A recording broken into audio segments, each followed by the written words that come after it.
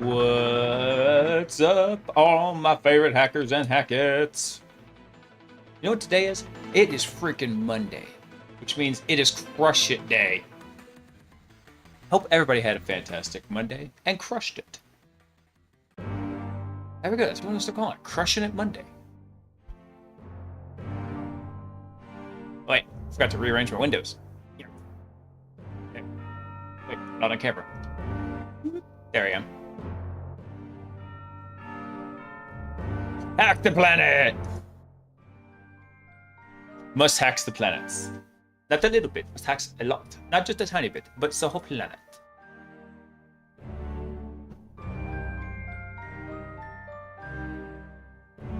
They're trashing our rights, man. Dude, what's so funny is I saw an interview with I forget the actor's name, but the one who played Serial Killer. And he has such a hard time believing that Serial Killer, Agent 57, hacked the planet. But that actor, he had such a hard time believing that Serial Killer was such an iconic character for that movie. He thought nothing of it. And so it kind of just still blows his mind. It was funny. He's like, that was not what I expected when I was shooting the movie.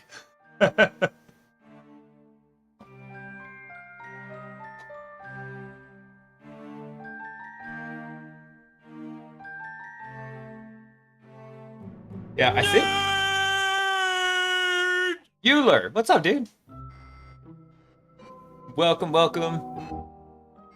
Got all the usual crowd in here. SM did get first blood today. Man, I've been doing all right. Getting prepped for the RTO exam.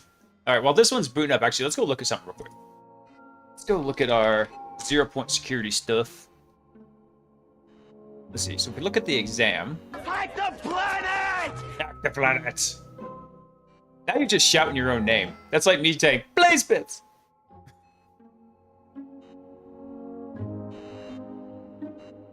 Let's see, is this over here? Okay, so this is what I'm getting prepared for. I don't zoom in anymore on that. Screw it, I'll zoom back in later. So yeah, so this is gonna be the exam right here.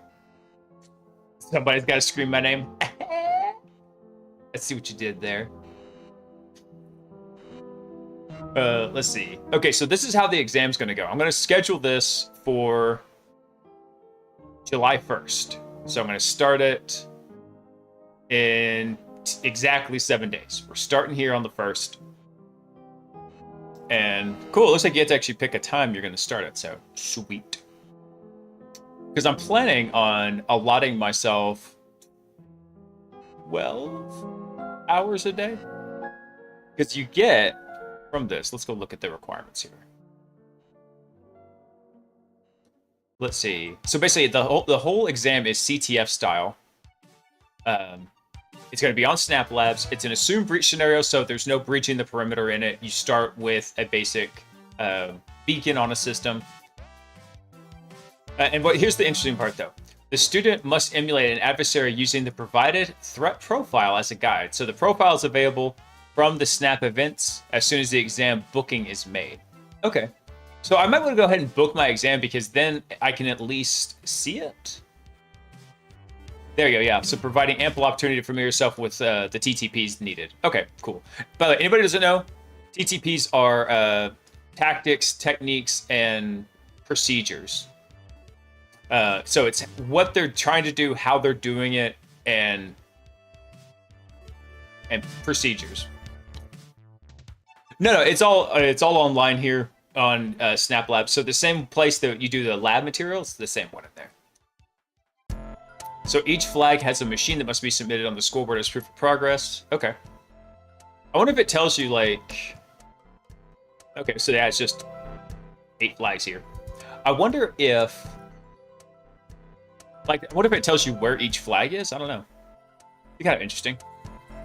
So what you've got is you have 48 hours of lab time within a 4-day window. The VMs can be stopped to preserve lab time in case you need an extended break. And sorry, I'm burping a little bit. I'm trying not to burp into the microphone because I just scarfed down my dinner so I can start the stream somewhat on time. Let's see. Okay, cool. So you have to get... what is it? 6 of 8. 6 of 8 flags, so 75% to pass.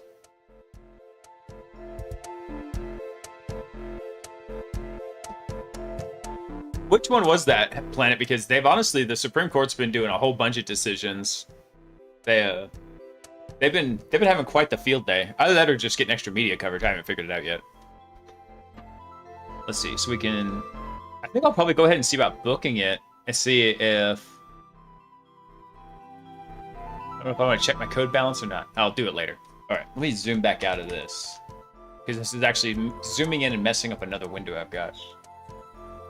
Hey, there's our attack box. Let's get some stuff started. And then we'll go ahead and get Workstation 2 connected. Now, what's funny is we actually should get 2 DNS beacons back from Workstation 2 because we have 2 backdoors on Workstation 2. We did the GPO backdoor last night, and it runs as a startup script. And then we also did a scheduled task backdoor. So we actually should see 2 DNS beacons connect back from that.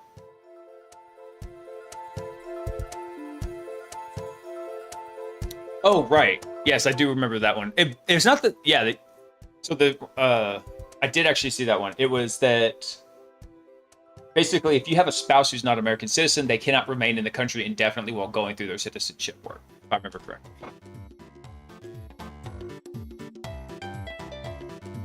Hey, there we go. There's our 2 DNS beacons. Nice.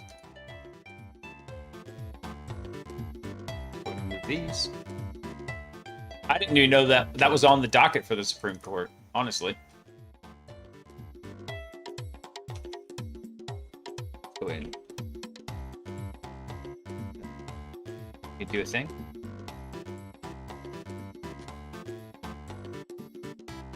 This one check in. These should both be Workstation. Actually, we got Workstation 1 and 2. Funny.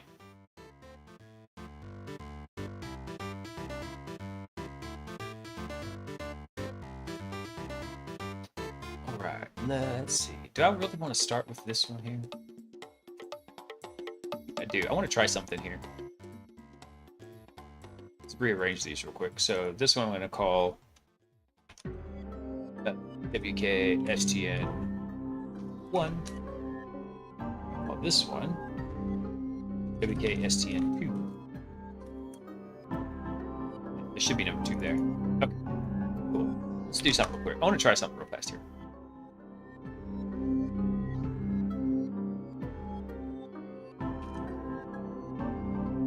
So we just do an inject command. I think it's inject.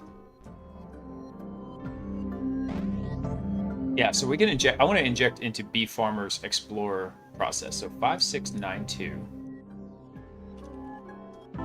5692, an X64 HTTP beacon.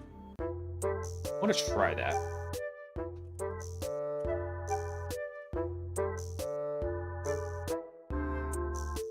Because what this should do is it should spawn that HTTP beacon under Explorer, and then we get a callback as B Farmer for Explorer.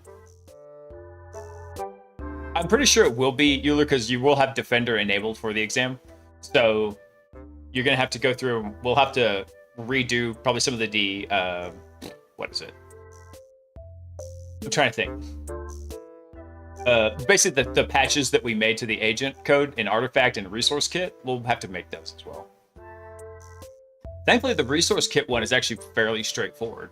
It's just the Artifact Kit where you have to go debug it with Gahydra. Oh yeah, got Orange Jocko tonight. Nice.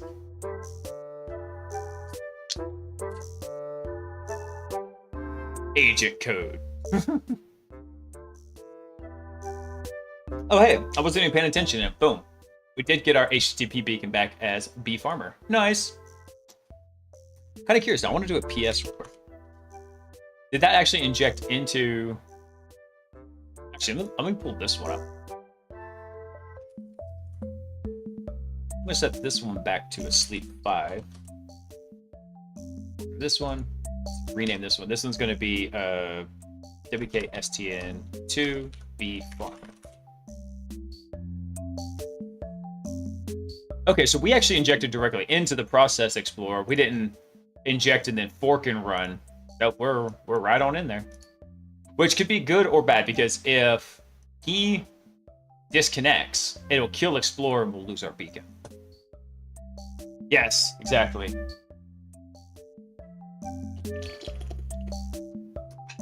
Not sponsored by Jocko yet.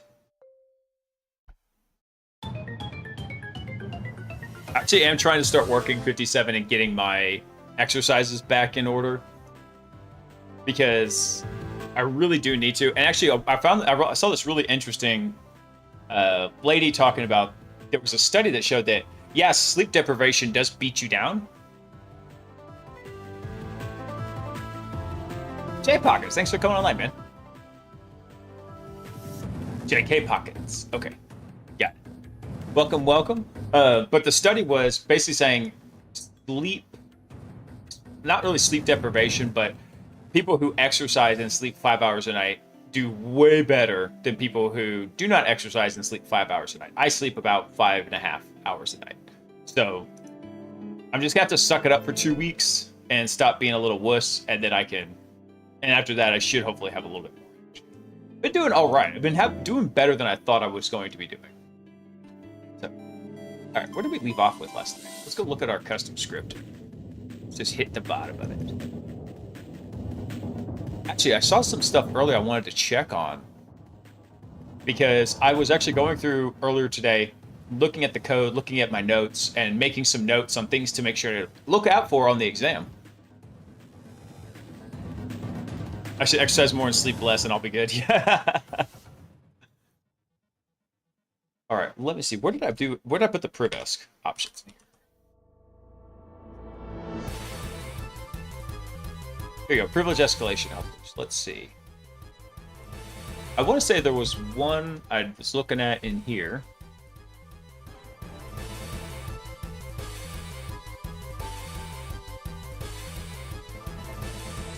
Yeah, I actually wanted to go test this one out again. Privilege escalation for weak service binary permissions. Let's go run this on Workstation 2, because Workstation 2 has all those in there. Flipped it from my YouTube shorts. Thanks, man.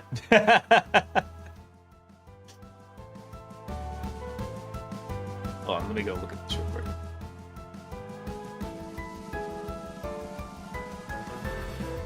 What am I doing with my eyes here?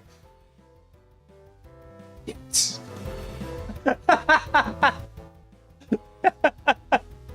Those eyes. They're like crazy eyes. I didn't realize I was doing that. Like I said, I've got... Oh, let me look at something real fast, too.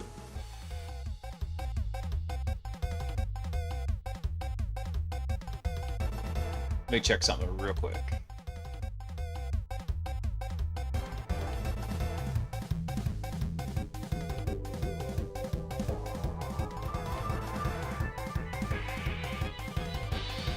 So I have pretty much every stream I've done recorded. So there's 76 streams. It's almost 500 gigs.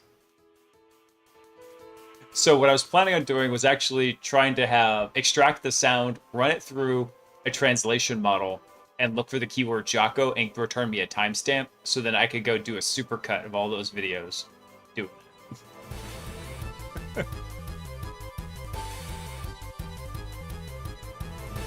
Yeah, and then I'm gonna just tweet it at Jocko on Zitter, X Twitter, whatever, and just be like, Jocko, I just want you to know something.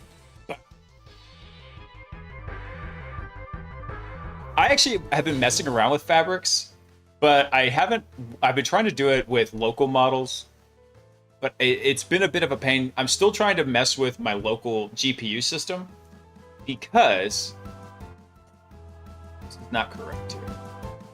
Just notice that. This should only come back with vulnerable service 2. Oh, you know why? Because I think we're running this as bfarmer. We're low pro. Let me try something here real quick. I think I actually want to... There's nothing on bfarmer that we critically need, so I'm actually going to revert Workstation 2. Let's stop it. And I'm going to revert this because I want to go test something in this. Because a lot of the functions Wait. Yes, okay. Workstation 2 I can do. I had a mild panic attack because I was like, wait, where's my attack box? I don't know what happened to my attack box. Connect. You should still be up. Okay, good.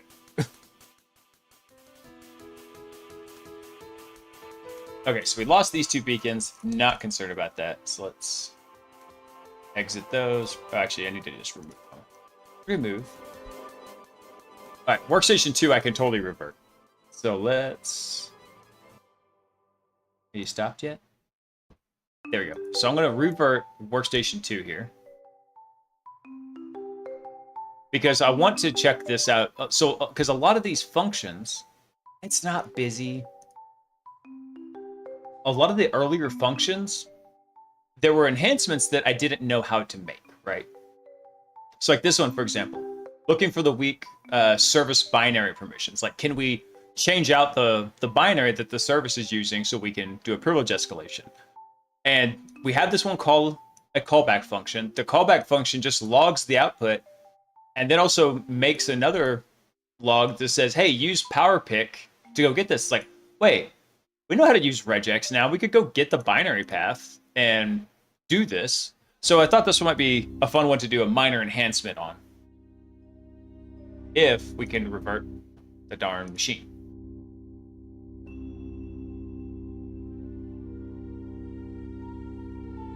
Did it do it? Are you winning some? Oh, there it goes. It's revert. There. So we'll get that just a second here.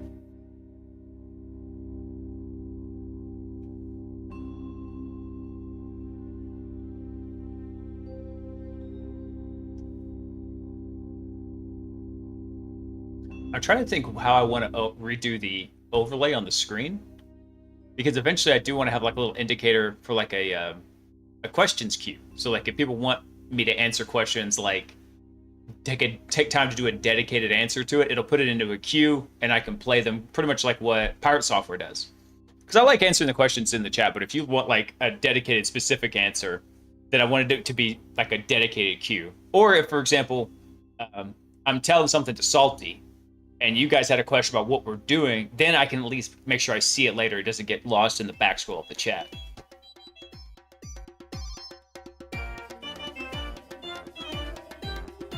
Are you done reverting? Yes. Play. What's funny is actually we might get a DNS callback from this workstation, because remember we made that change in the GPO. So actually, it probably won't. We'll probably have to do a GP update force and then restart the machine. But we should get it. That's why we got this one beacon. Hang on, loosen up Windows.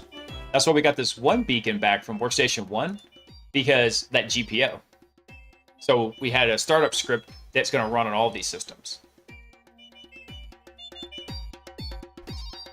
By the way, so while we're waiting for Workstation 2 to boot up, this is what Agent 57 was talking about. Fabric. This is a really cool tool. Look at it and see if you got an example of it. Network Chuck did a video on it. He does a video on everything, though. There was an IP-enabled coffee pot. He'd do a video on it. So what you'll have is... Where's an example? Give me an example. It actually comes with a couple of neat tools, but Fabric is meant to be a command line tool that you can use to take data and pass it to some large language model, and then have it perform, what's the term? Have it basically prepend a prompt and then your data, and you can capture the output from it. I'm not dissing Chuck. Actually, he's here in my city, I think. I think he lives in Dallas as well. So, but he never comes to the hacker meetups because he's not cool like that, and probably has nothing to do with his giant multimedia empire or his coffee business or his like 17 children that he's got, because apparently the beard makes him ultra fertile. I don't know.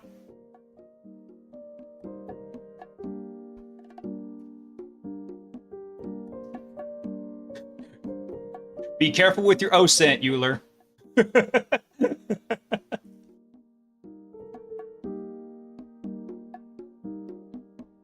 Yeah, I mean, I don't blame the guy actually for like not wanting to have a local meetup in his backyard because you just never know who's going to show up. But I mean, I don't mind. I'm not that important. So. It's true, beards make you fertile. There you go. The motion carries. It was proposed and seconded. All right, come on, reconnect to the workstation. Oh, anyway, so while this is still connecting, it's actually pretty simple to install. Like you can do install with pipx and then just do a pipx install. So it's pretty straightforward. So using the client, let's see if he has any examples here. Okay, so PB paste will take data from your clipboard. So you can basically say, hey, I've copied something to the clipboard, pipe it to Fabric, and then run the pattern named summarize. So what do the patterns look like here? Let's go look at the summarize pattern real quick. As you see, there's just an ass ton of these things. Summarize. So what you'll have is you'll have a system.md. This is the data that you pass to the large language model, and then whatever data you piped into Fabric gets appended to this. So you're an expert content summarizer. Summarize this content. Combine all your understanding and content into a single 20-word sentence in a section called one sentence summary. And so basically it's just a list of these instructions. That's all it does. And then it captures the data back from, let's say like Claude. You can also use OpenAI, which really should be called closed AI, but that's a different story. We may have the causation backwards right now. It's just correlation. It could be that fertile causes the beard. True. Correlation does not equal causation. Met a developer at B-Side San Francisco. Crazy smart guy. Oh, you met Daniel Meisler? I don't know how to say his last name. Daniel Meisler. Oh, badass, dude. That would have been a cool time. I've been actually trying to get into his... Where's his... He has like an AI upgrade thing. And it's a short course. Actually, no, this is something different. It's a course that comes up. I think he only teaches it once a year or twice a year. Meisler. There we go. Thank you. Yeah, Daniel Meisler. Oh, that's it. I think Euler's onto something. More kids means you have less time to shave. That causes beards. Now we're tracking. It all makes sense now. Let me see. Where's it? This is his like mailing list called Unsupervised Learning, which I love the name of it. He's actually done a lot of other cool stuff. Like if we look at his GitHub, he has one of the best repos in the entire internet. It's called Seclist. So if you guys hadn't seen this, it is a whole bunch of things like word lists for discovery of content on web pages, on servers, buzzing, indicators of compromises, bunch of curated password lists, payloads, all sorts of fun stuff. If you ever download this to a Windows system, it's going to flip shit on you because it's going to be like, oh my God, there's malware. But it's because there's payload code samples in here.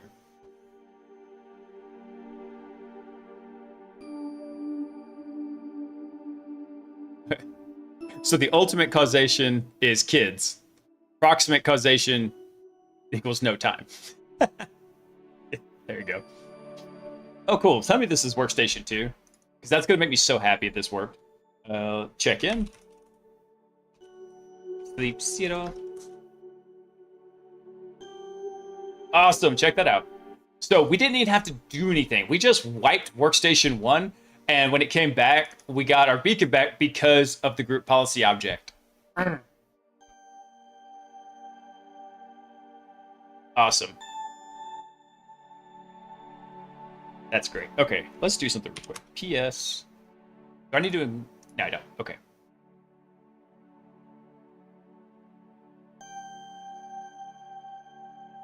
Wait, hold on.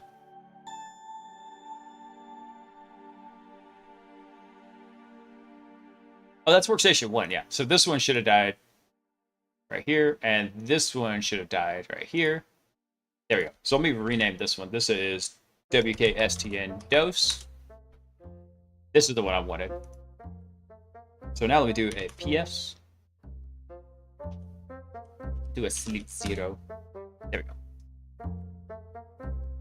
All right, so let's go do the same trick we just did, which is inject into B Farmer's process. We'll get an HTTP beacon, which works way better.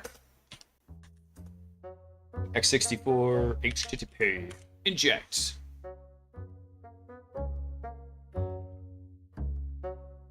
Hey, got your CEH renewed. Nice. Is that every 3 years, Euler?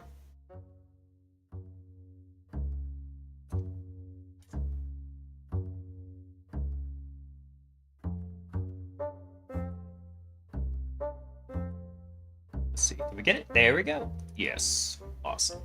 Awesome to the max. Let's change this to WKSTN2B Farmer. We are Farmer. Bum, bum, bum, bum, bum, bum. Right, I want to try this. I want to try this, a couple of our Privesk things here. Yep, okay, so we've got Vuln Service 1 for that. And then we should have Weak Service Binary Perm should only show 1. Should show Vulnerable Service 2.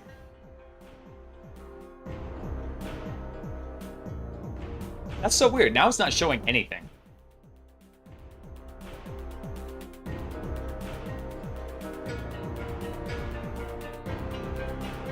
It's so weird. Let me double check something.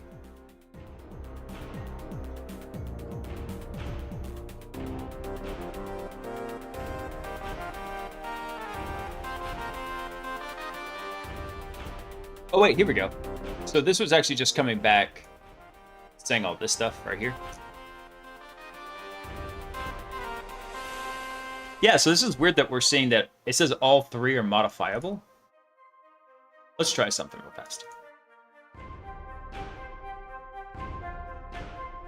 Power pick, get ACL.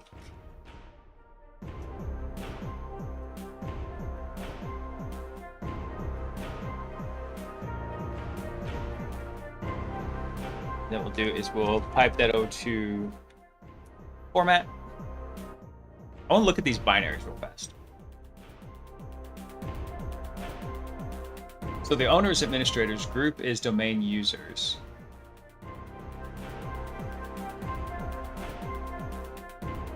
Okay, so you can get 1 year being put in the corner. Gotcha. AKA suspended. I think ISC2 does the same thing with my CISSP. They sent me a nastygram one time because I didn't pay for like 2 years and I hadn't submitted my continuing ed credits. And finally I was like, okay, fine, screw it, I'll do it. Even though I've gotten exactly jack diddly squat from them.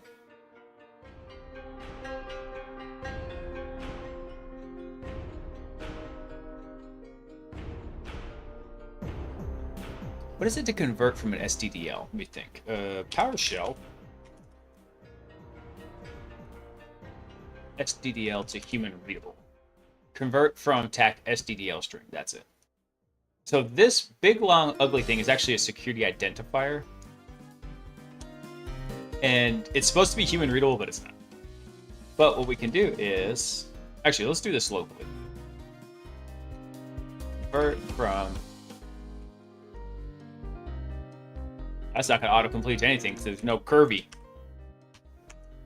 Yeah, convert from SDDL string.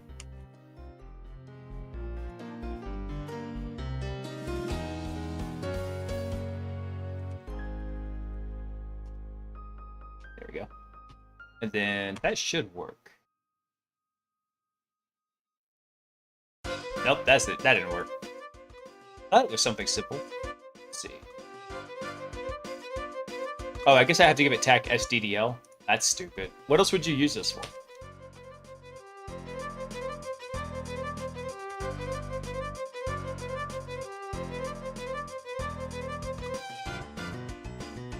Let's see. With 3 arguments, the SDDL contains an invalid SID or a SID that cannot be translated. Oh, okay. So we actually do need to do this on the box here.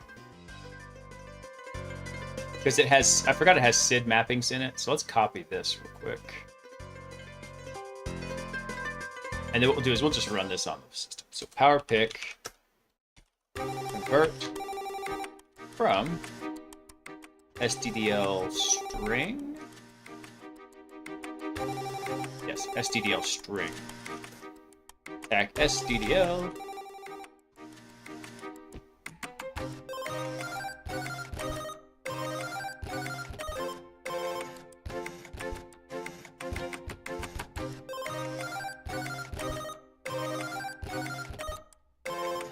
Let's see.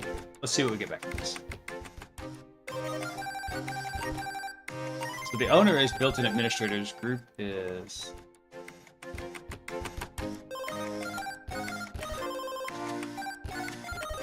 Signed up with ISC2, but gave it a wide berth due to the fees and knowing I wouldn't get a job straight away from their certs and not paying them any money like it was advertised at the start.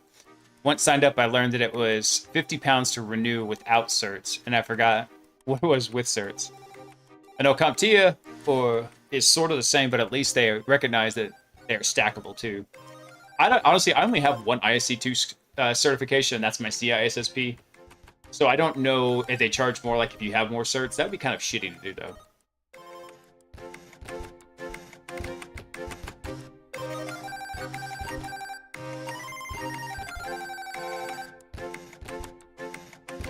I kind of want this discretionary ACL. Let's go grab that.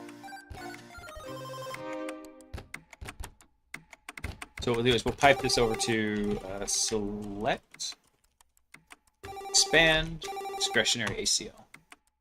Let's run this again.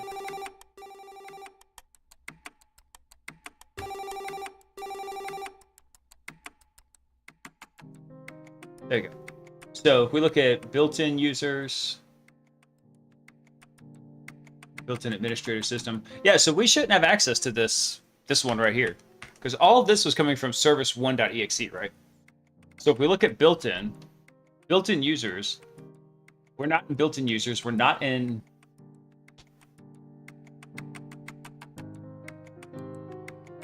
Hold on. Let me go look something real fast. Weak service permissions. So I don't get why SharpUp is telling us that we can modify all three when technically we shouldn't be able to. It might be reading this because bfarmer technically is an administrator, right?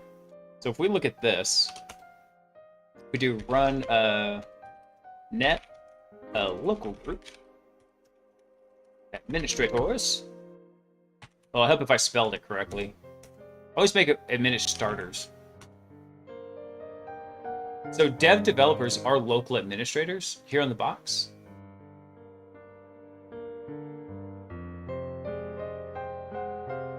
CISSP sounds like a great cert to get, but I don't want someone to actually accidentally make me a CISO or an ISSM.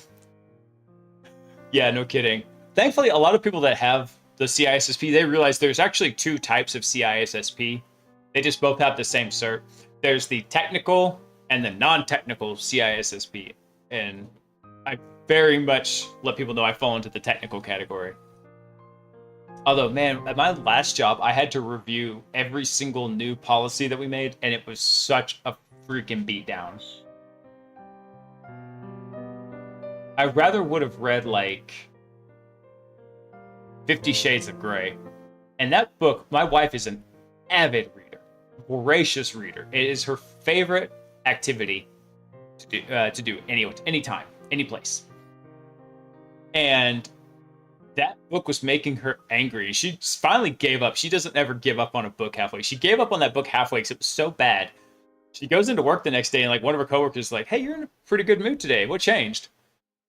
She had stopped reading that damn book. She's hearing me in the other room and she's yelling at me. It was so bad.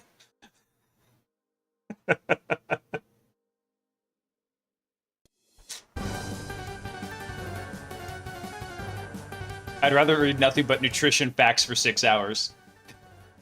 That could be pretty enlightening. Then you're going to realize exactly what kind of crap you're eating. Drive my parents nuts every time I go over to their house and like, I look at the nutrition label and like, "Hey Dad, you realize what's in this?" He's like, "Don't tell me."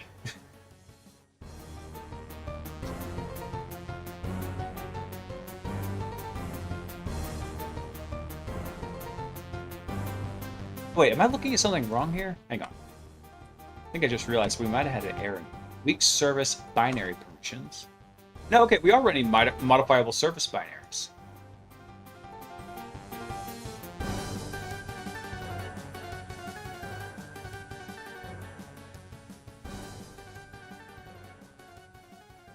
Okay, I'm not going to worry about this so much. I thought about enhancing this, but one of the problems is, like, look, this is going to return, like, multiple items here. We could probably easily regex this by space, and then just grab everything after it. However, then we're going to have a loop to go through this, so I'm not going to make the change to this function I thought I wanted to. I think it'd be good. There was one more thing we were going to do here.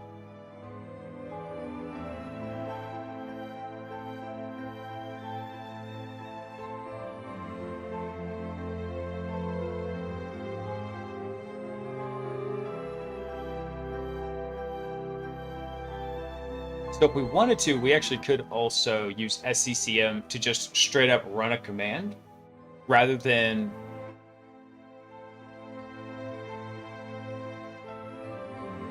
Yeah, one of the last things we did, we took a side quest yesterday, revisited some old stomping grounds. But actually, there is something we can do again with SCCM, and that is we can actually have it run a command against an entire collection of machines. So if we compromise an SCCM, then we can basically, I mean, we already knew this, we could get access to every system on there.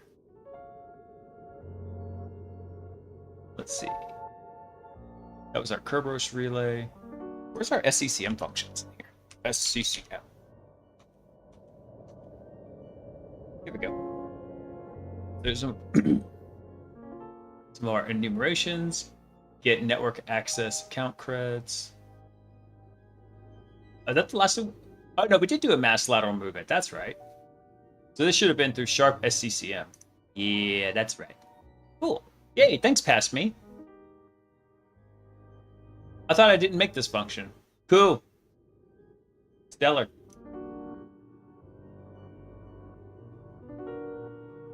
Let's see. Did we do the one for forged certificates in here?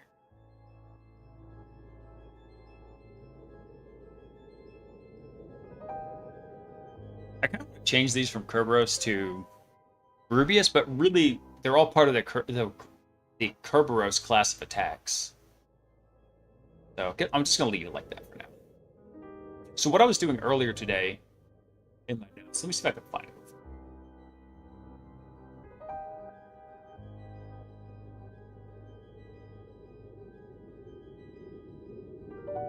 I don't know if this is accessible on here. Let me try something real fast.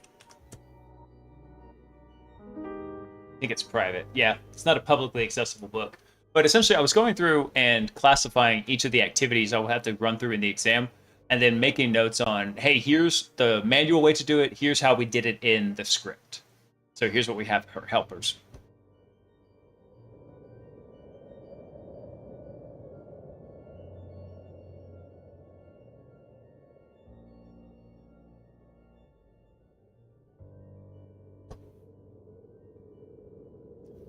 I'd rather...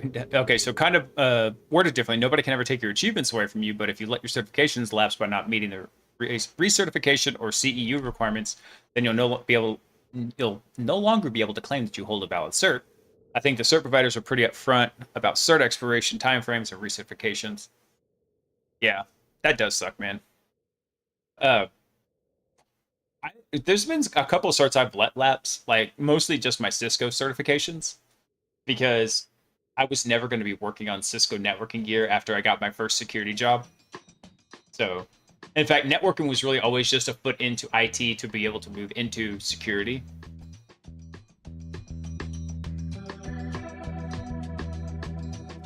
Let's see. We did do a Kerberos PTT. We did golden ticket. Diamond ticket.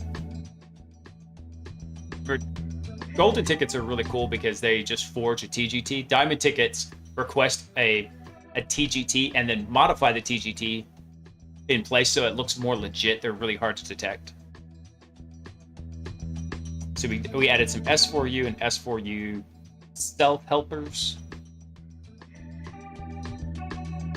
fact, I want to really change that to S4U2 self here.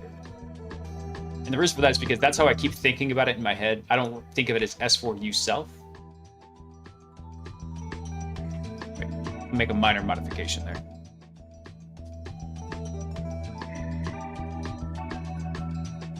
Yeah, heck, that's pretty much what happened to me after I actually, what's funny is my Cisco certifications from the time I took them to the time I graduated college actually had lapsed. Because I got my Cisco certifications in 2010. I didn't graduate from college until 2014. So they only last for 3 years.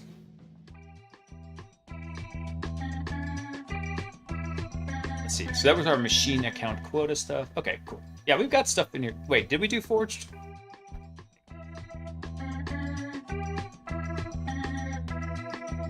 Create a fake machine. Shadow creds. Oh, you know what? I don't think we actually did do this stuff in here to create a forged certificate. Come to think of it. Tyler, what is up, man? Hang on, I gotta do it up here. I'm working on getting some stuff set up, but I haven't got it figured out yet. What's up, dude? What are you up to tonight, man? Man, I'm like feeling special now because Tanis was in here last night, but now Tyler's in here. It's like we have a like revolving list of visiting professors. I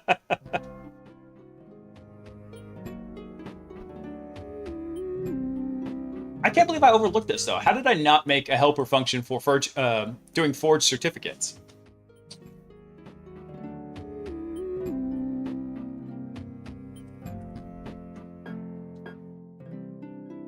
Yeah, only thing we have listing for that is certificate.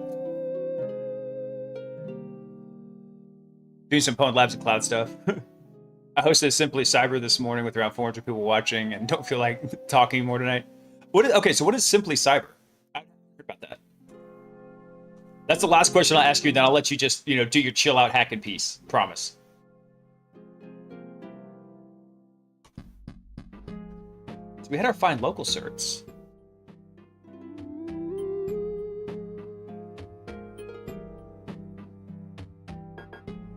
See, he should be a VIP. Yeah. If you find a link to it, Smarter, or you want to drop a link to it, you're a VIP. You can drop links. I hadn't seen this. A new link.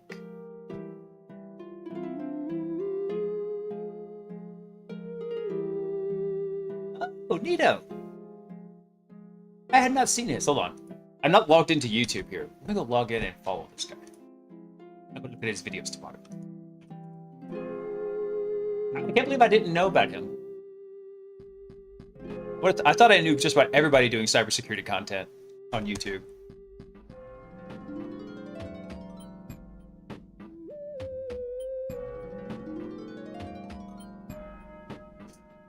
Simplycyber.io. Well, let's go look at it.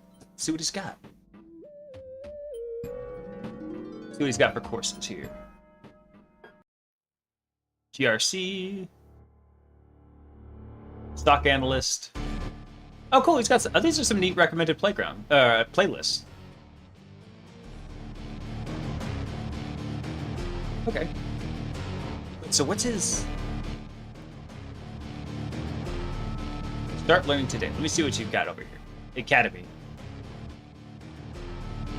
15-week college level course to give an immersion into theory and practice of cybersecurity. Interesting. Okay. GRC analyst. Nice supportive community. Okay. Very cool. I was hoping he had like a video on, malware development or something. He hosts a morning show going over the top news, but I hosted today and I'll be hosting again on Wednesday. Oh, that's cool, dude. Yeah, doing a live stream audience is so different from just say like a video consuming audience. But that's awesome, man. Pretty cool. I'm gonna check out his live stream tomorrow morning then. Hey, dude, I love GRC bows. You know why? Because then I don't have to do the GRC stuff. One of the people I always make sure to like make good friends with at any company I'm in is the GRC folks, because I want them to be happy to be there so they can do that job so I don't have to.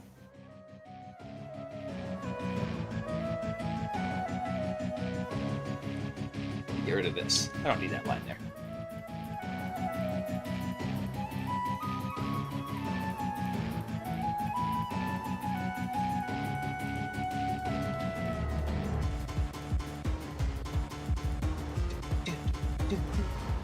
How do we not make anything to help with forged certificates? This is crazy.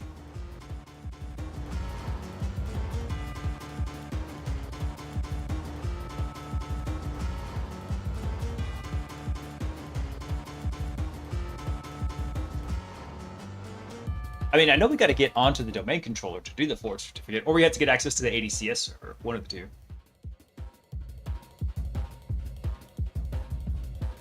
Let's do a check real quick. I think we have an ADCS like find server. Check local search, check templates, find the CAS. Here we go. CAS is the Certificate Authority System, which in this one, it looks like certify. So root CAs are, okay, so there's CA and there's sub CA. So there's CA in the cyberrobotic parent domain, and there's sub CA in the dev domain. Got it.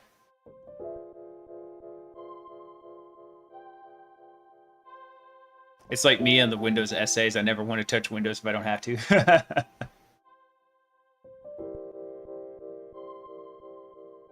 Windows places such a heavy emphasis on, what is it? On backwards compatibility. They'll never do a Linux rebuild. Actually, I was shocked to just see how much they've done for Linux, period.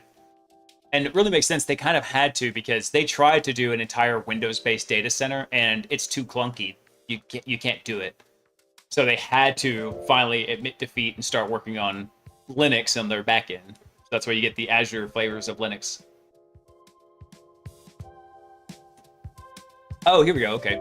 So the sub CA is DC2. I've never, so like in a real pen test, I've never seen the DC and the certificate authority being one and the same. In a smaller lab like this, it makes sense. Usually they're split out. So what you'd want to do is, if you wanted to forge a certificate, just like we do with the Curb TGT account, we'd have to get access in some way to the certificate authority server system, whatever it's called, and then we could steal the private key from that and be able to make our own keys. Have you ever tried running more than 3 GPUs on a Windows machine? Hell no. Most I've ever done is 2. I did not realize also how old Baby Thulu was, because I don't know if the motherboard's that old, but it has 2 1080 Ti cards in it. And the responses coming back from the language model I was using were so slow. They were just so ungodly slow. And I was used to running them on Cthulhu, so I thought I'd get at least somewhat comparable performance. Not even close. Cthulhu has 8 Titan V cards in it, and just can bust through those large language models like nobody's business.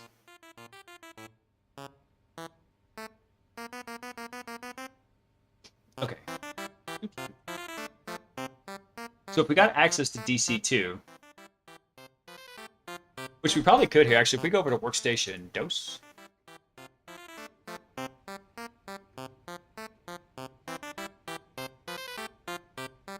Let's do something here on Workstation. Actually, let's go to Workstation 1.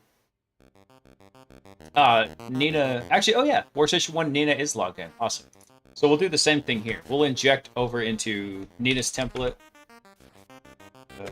or Nina's Explorer process. We'll do x64 HTTP. That should come back no problem. Because Nina, so that beacon's going to assume that the authorization token for Explorer, which is Nina. Nina has permission to connect through the corporate proxy, so we should get an HTTP beacon back just like that. Boom. And boom goes the dynamite. Let me rename this one. This is WK STN TAC1 NLAM.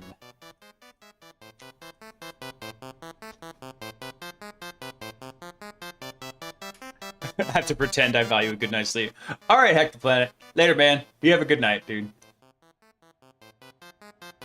Move this one here. Let's set it to interactive. Because with Nina, she's a domain administrator, so we can actually go jump over to the domain controller. So let's see if we can do it with invoke decom, actually. Yeah, DC2, and we'll connect with SMB01. We'll see if we can get ourselves an SMB beacon to the domain controller, because Nina is a domain admin.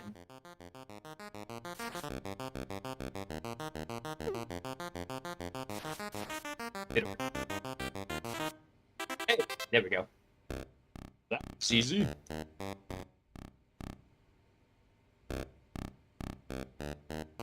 Ta-da! Alright, so once we're on the domain controller, let's check and see what we need to do here. So we're still running as Nina right here, so let's do one more thing. Let's do elevate with a service executable, and we're going to do that to SMB priv S01. So we'll do it on another named pipe here. There we go. Now we got ourselves a system shell. Alright, so let's check something real quick. Let's do...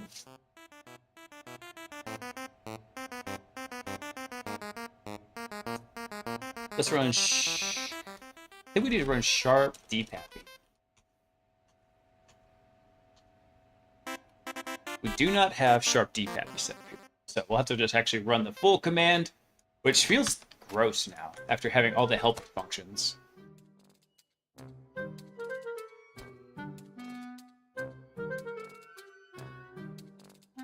Oh, hell, that's easy.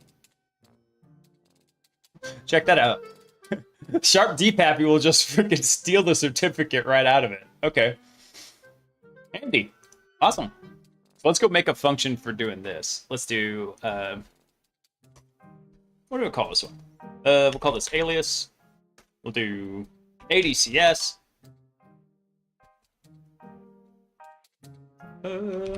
Steal machine cert. Yeah, that's what we'll call it. We'll call it that. Why? Because that's what I decided. So we'll do beacon command register. Go ahead and register our command. Then we'll make a little note here. Uses sharp dpappy to extract I don't know if it needs to necessarily be ADCS private keys. We'll just say machine certificates. There we go. Let's copy this.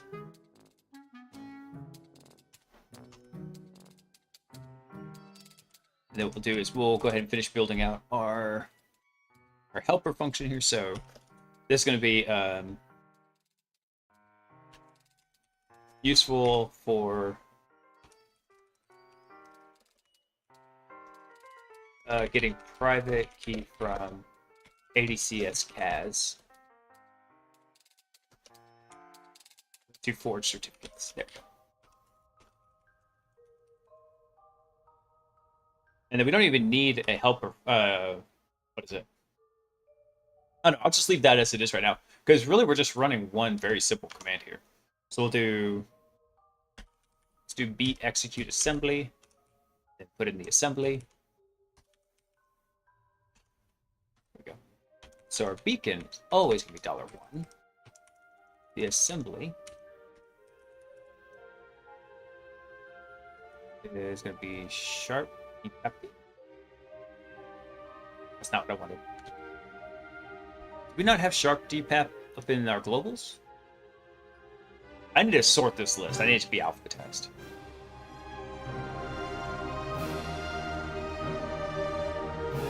No, we don't have it up here. Okay.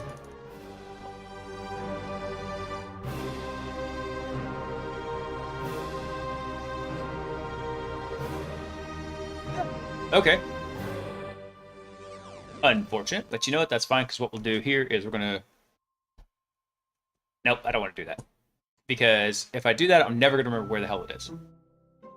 So we're just going to do it right here. sharp d happy underscore path.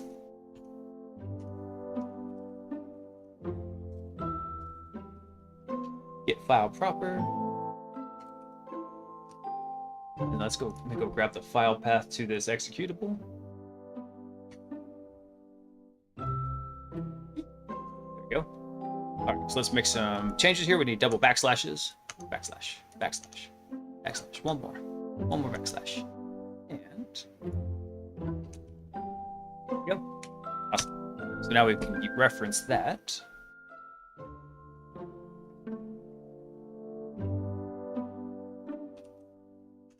Perfect. And then this will be dollar parameters, and we're going to build our parameters list here now. So parameters is going to equal this. It'll be certificates/machine.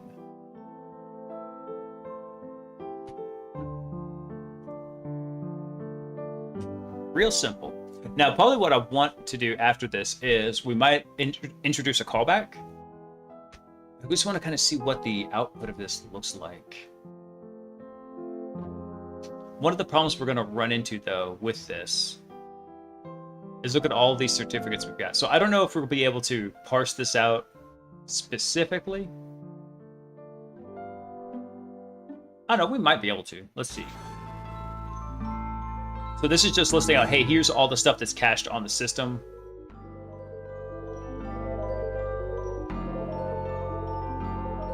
That's the crypto API private key. Not exactly the one that we want. Crypto API private key. Let's see. Crypto API private key. Private key. There we go.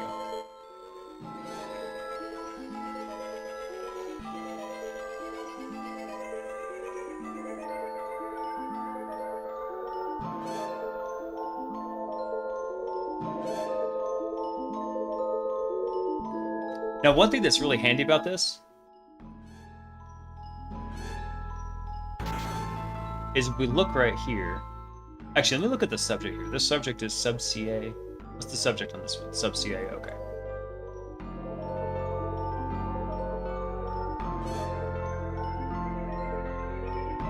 What's really handy is here at the end of this, it gives us this. I don't know if there's probably not a very easy way to take this and turn it into something we can just pass this data to callbacks with and parse out the useful bits. So I'll probably just leave that as is, and we'll just run it and test it real fast.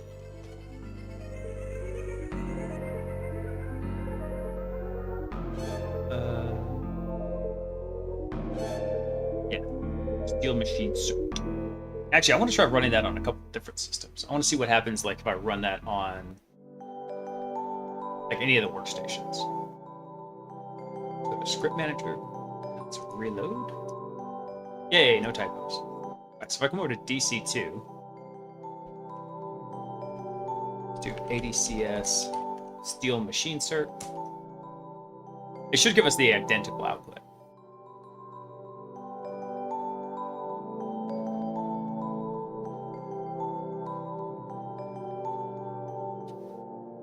Oh, good. I finished that just in time, actually, because I gotta get blood work done tomorrow. I'm supposed to be fasting.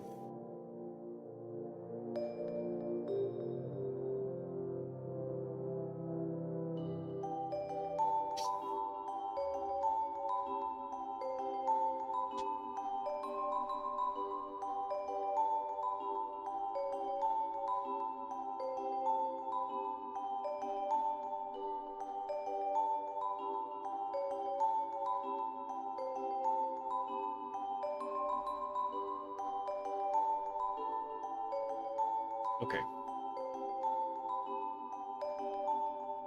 I think that's really the only thing I want to do with that, because the rest of the steps are kind of manual.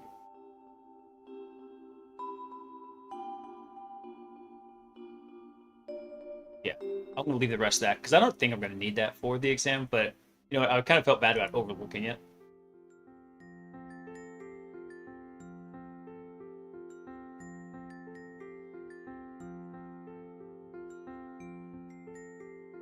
Is this breaking news 57?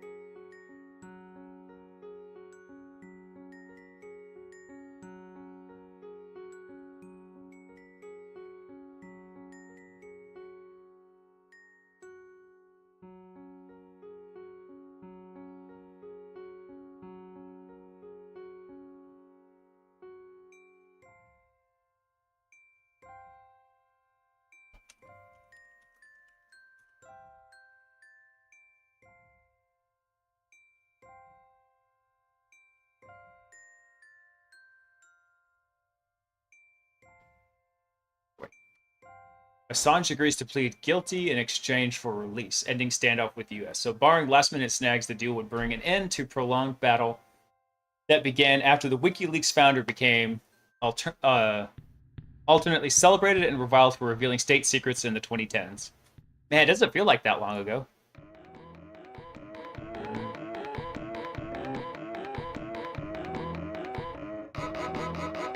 Wow. I think it was updated here. Yeah, Julian Assange founder WikiLeaks agreed to plead guilty on Monday to a single felony count of illegally obtaining and disclosing national security material in exchange for his release from a British prison, ending his long and bitter standoff with the United States. So, there's still so much wrong with this. I know, like, they're going to treat it like this guy never really did time. He was basically in a gilded cage for, like, yeah, 1900 days. That's crazy.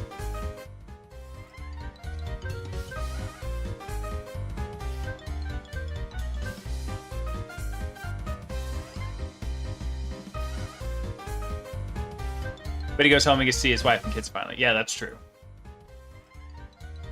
Nuts. Yeah, it's kind of a sad case if you think about it, because they're like, hey, you disclosed all the shady shit we were doing, so now we're going to prosecute you.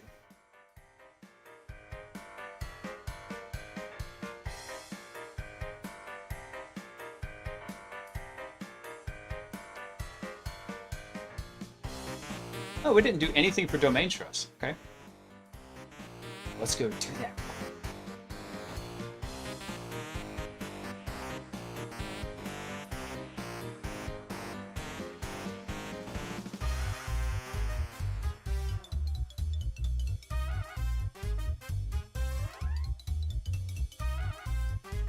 I can't believe we didn't add anything for domain trust abuse also. Let's go add some stuff for that.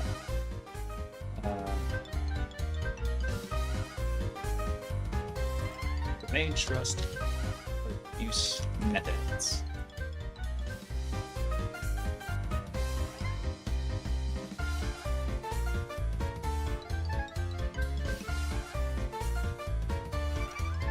He was in UK's most high security prison on 23-hour lockup. Dude. That's all right. I'm sure they're gonna fly him home on a Boeing. Yeah, I'm certain of it.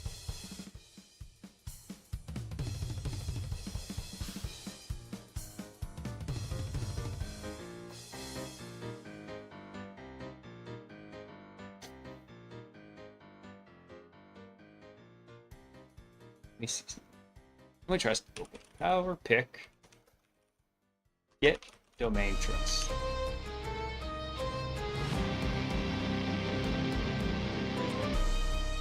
I think that's going to error out because it's not recognized. I think that's going to be running through power review. Yeah, you just got that now, 57.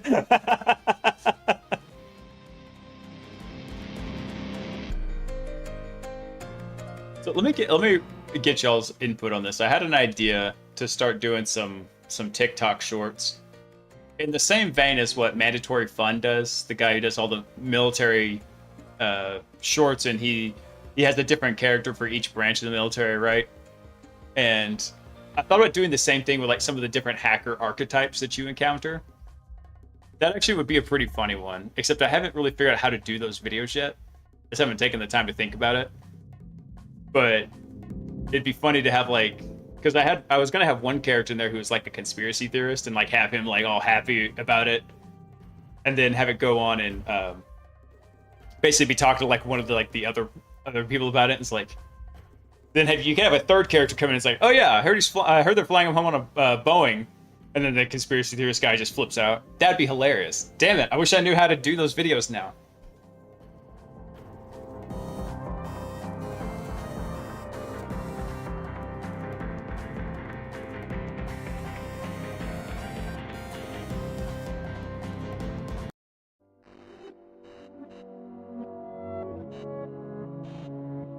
Let me try something here. Okay, so I want to make a little one in here real quick to get our domain trust. Let's do alias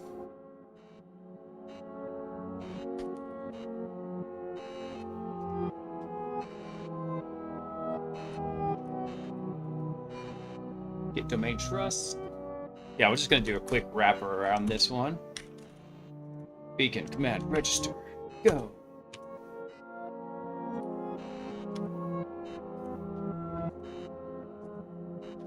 Let's see. Uses power view to check domain trust. Actually, I do want to run this real quick in its default state. I'm going to run this from workstation 2. Yep. Workstation 2 as vfarmer. So let's import good old power view. I'm going to run that get domain trust because I want to try something. Perfect. Get domain trust.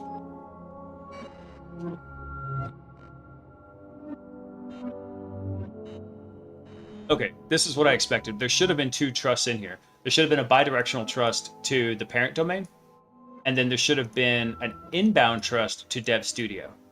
So remember, for these, the trust direction is the opposite to the access direction. So it's an inbound trust, which means Dev Tac Studio trust to Dev Studio. So whichever way one goes, the other one goes the opposite direction.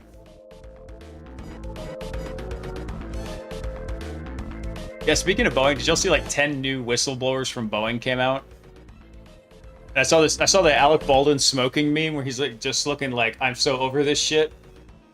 And it was the subtitle was, or the right below it was, Boeing has 10 new whistleblowers come forward, and Alec under, okay, it wasn't Alec Baldwin. What the hell's his name? Oh, can't think.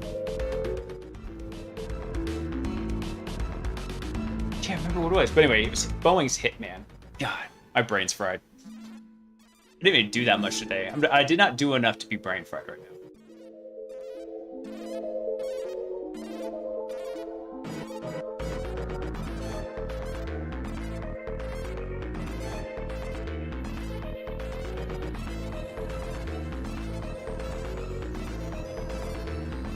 Hang on, I gotta find this now because it's gonna annoy me. Oh, I know where I saw it. Kyle Hill on YouTube posted it. That's where it was. Okay, so I'm not gonna go track it down, but yeah, it was like, God, it's not Alec Baldwin. What the hell was his name? He was in Chasing Amy, and he played Batman.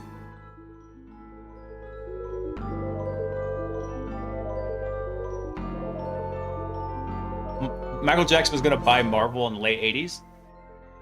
That would have been an interesting turn of events.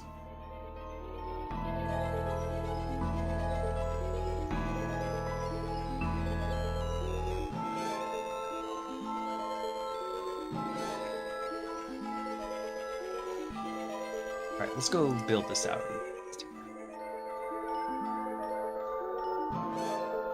We're going to need some local variable action going on here. We definitely don't want these people. So we're gonna do our handle. We're gonna do the script. I think that's all we need right there.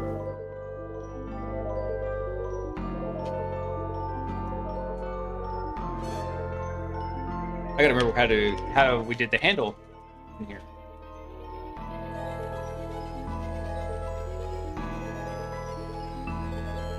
There we go. Import the script.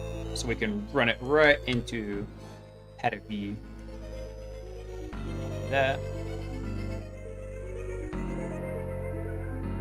Drop that in here. Okay. So our script though is going to be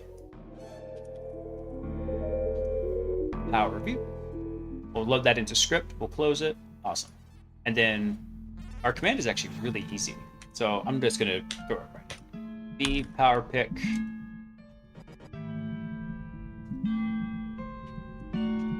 There we go. So our beacon's $1, as always. Our command is going to be get domain, and then our script is going to be $script. Easy peasy, lemon squeezy.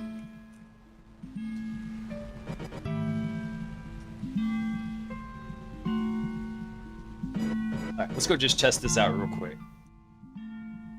Copy.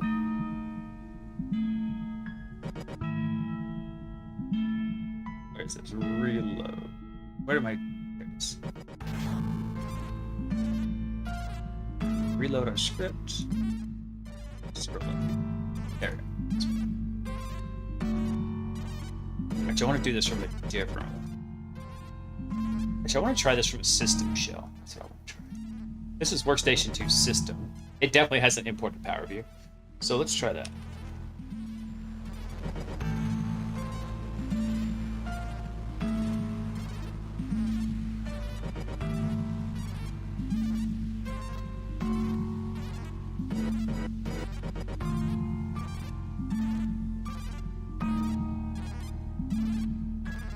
That just did a whole lot of nothing.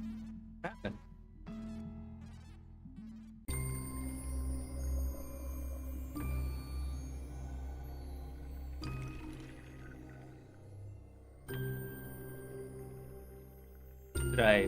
Did I mess this up somehow?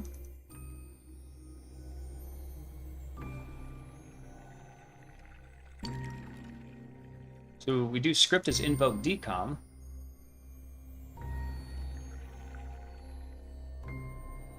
Oh, you know what we also need to do? We need to send the script to the beacon.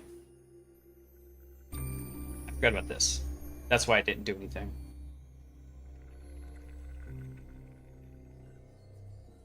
I forgot that part. And this is actually going to be our one line.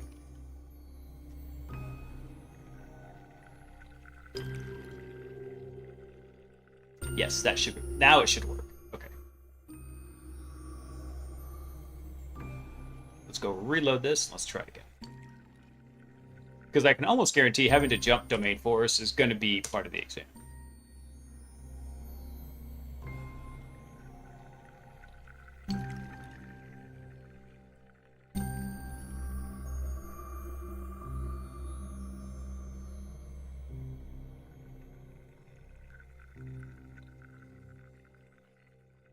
This one might be taking a minute because I just realized I think this is a DNS beacon.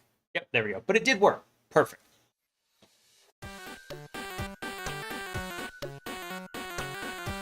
Hey, Frank.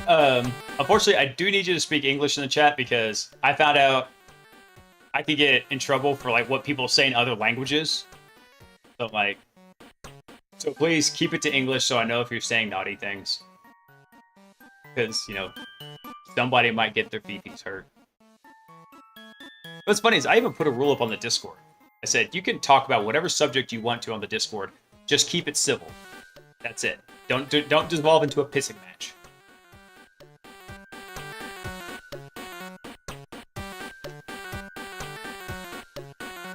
And of course, that comes after the most important rule, which is everybody in the servers of Fed don't talk about illegal things.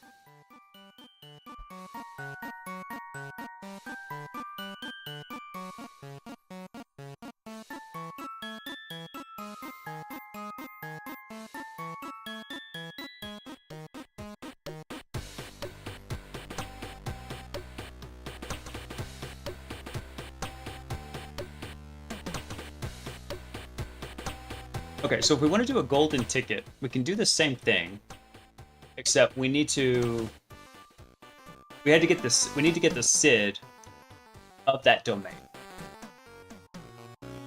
Actually, of the group that we want to use in that domain. So it's going to be different from our local SID in here.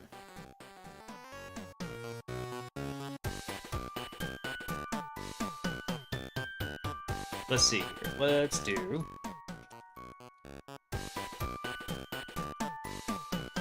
Actually, this should fail when I run this because we did not import power view here. At least I don't think anyway. Yeah, it shouldn't be imported. It should error out saying we don't have a get domain group.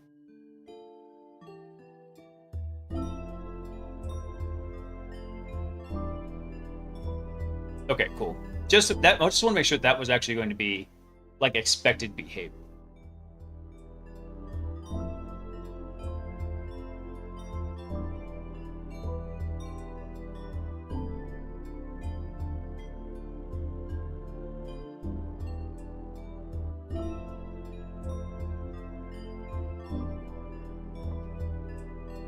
You know, there's actually two commands in here we can kind of combine into one. Yeah, do that. Let's do something here. Let's do another alias here. And that alias is going to be, we'll call it trust. And we're going to call it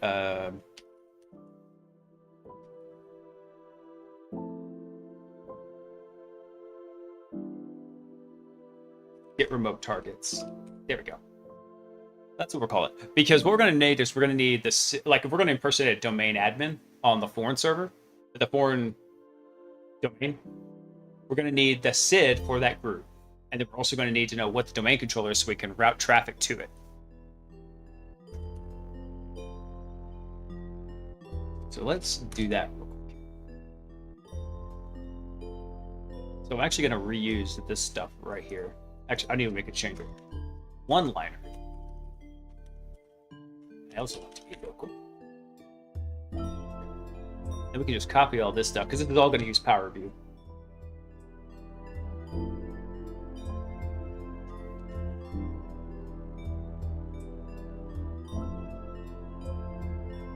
Actually, this is going to take a little bit different arguments here because we actually do need to take an argument. So we'll have to do argument checking. That's not right. There we go.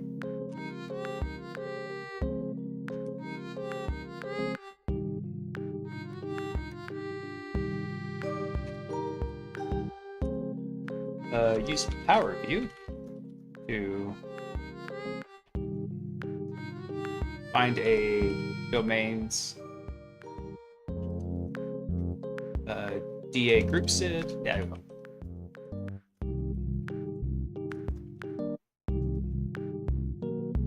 And DC. There we go. Perfect. So we'll drop this in here, and then we'll do a usage on it.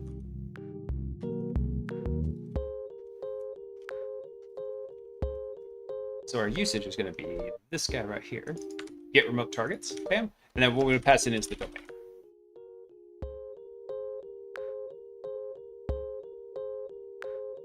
Yeah, that should be it. Perfect. Okay.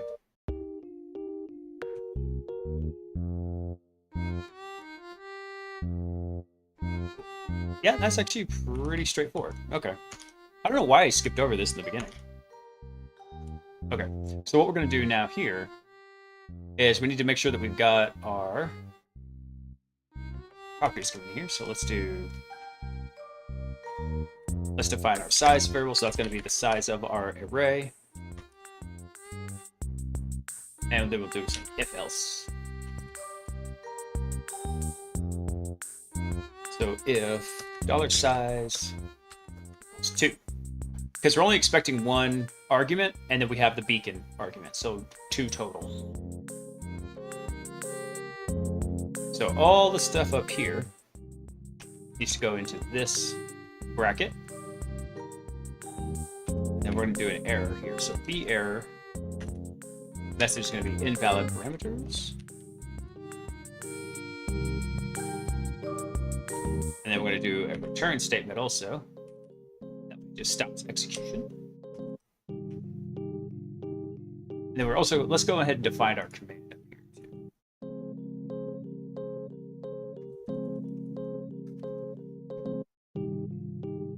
Actually, let's do this a little bit different. We got to parse out the domain first. So the domain is going to equal @_1. Then we can do our command. That is going to equal our command. We're just going to have to do a little bit of string concat to it.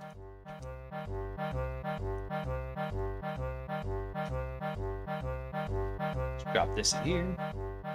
Yeah, I'm going to leave this just as domain admins here.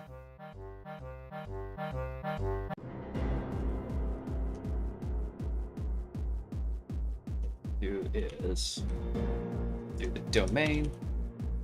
Oh, got it. Fat figuring everything on here.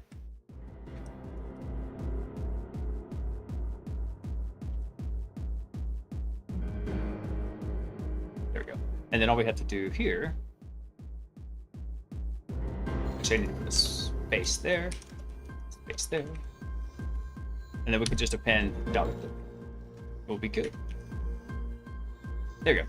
That's going to inject our domain into there. Boop.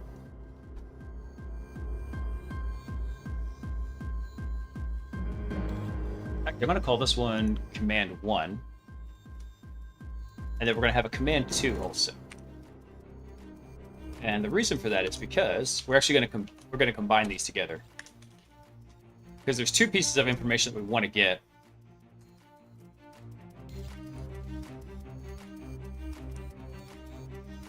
There we go. And so the other thing we want to get is get the domain controller. So this is going to be our second command right here.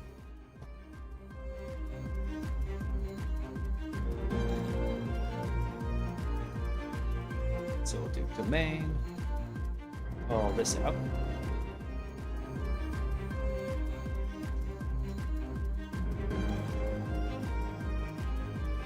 And then from, oops, I realized I forgot to edit. There we go.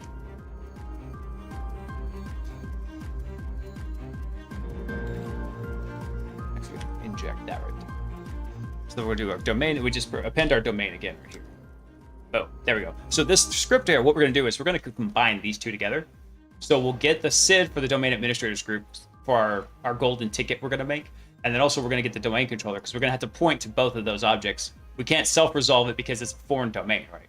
We can't say like, hey, just give me a list of domain controllers.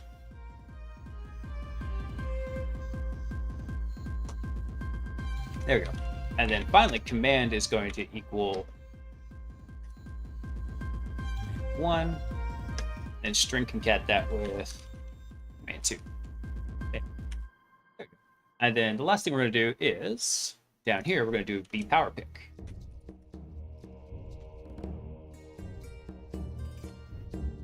So beacon is going to be $1. Our commandlet is going to be command. And then our script is going to be our one-liner. That is not one-liner. There we go. Read that boy Assange. He ain't do nothing.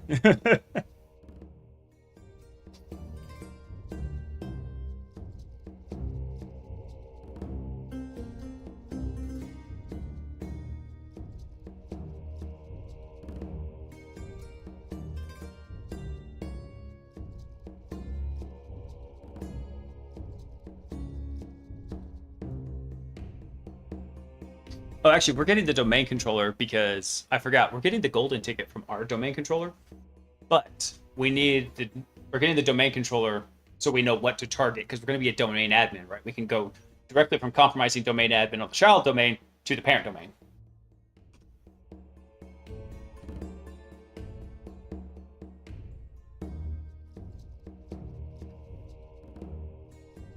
Let me run this real quick. Let's see what it does.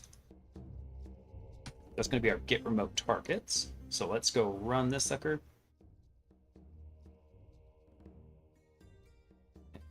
I have something that is wrong.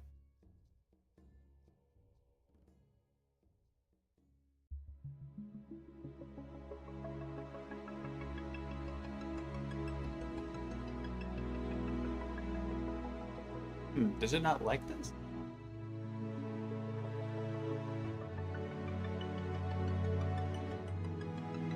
Oh, nope, it doesn't like this. We're missing a semicolon. All right, let's go over to Mr. Farmer here.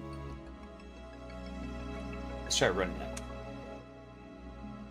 That's right, we need parameters here. So it's going to be domain. So it should be cyberbotic.io. Because we're going to attack the parent domain.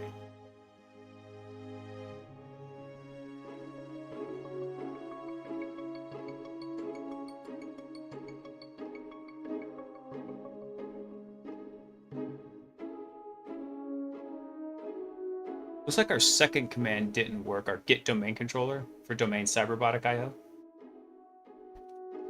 I'm going to try running that just by itself and see if that's expected behavior.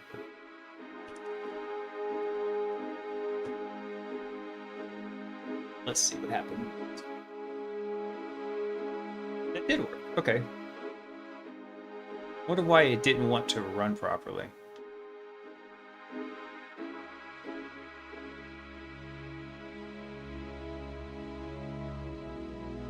Let me try something here. Maybe we need a little bit of a space in here. And I'll take this out.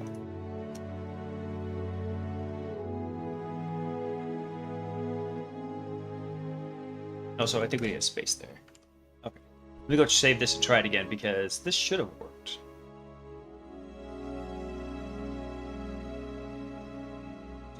Scripts reload. Because this is exactly what we did last night. We chained these together like this so we could, rather than having to run 2 power pick commands, which run in whatever order and they return data in whatever order, we could run them both at the same time.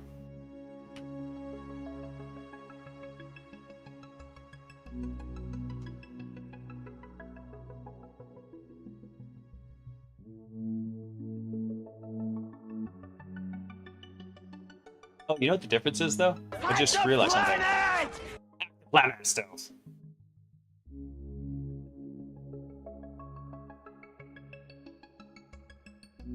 I think I just realized why this is not working. And the reason is because when we did it before, let's go look at this real quick.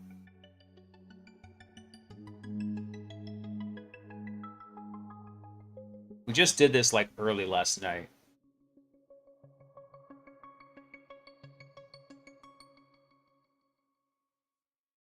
That was our port bender stuff. I forget where I did it, but the difference is before we were not passing in the one-liner script here.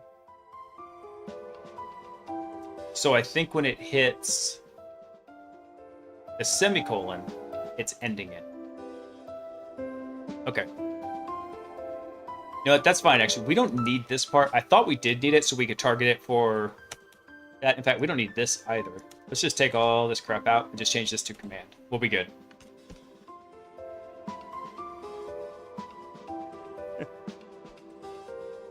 Dude, you missed a lot, Stealth. So apparently Julian Assange was freed and is flying home. And we're speculating now whether or not he was flying home on a Boeing.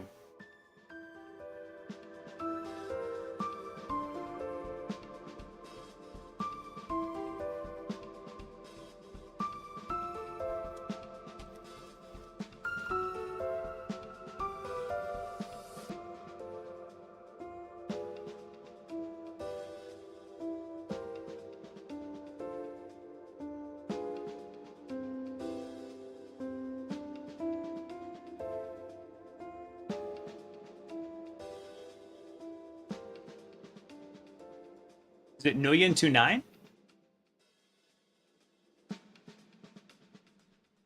Yeah, that's how I'm going to say it. Thanks for coming online, man. You were letting your wife cut your hair, and unfortunately she messed up. Well, dude, my grandma used to say, hey, a bad haircut's just 2 weeks away from being fixed.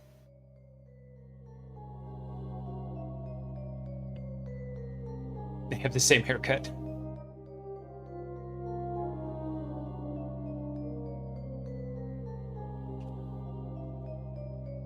Alright, so I'm not going to worry about that part there. I do like this.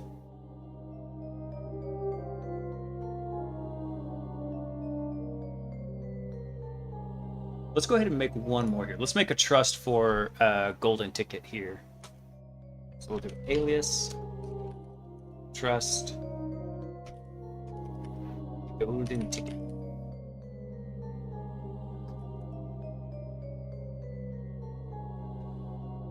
Let's do that. Because it's going to take slightly different arguments than the other version did, so that's fine.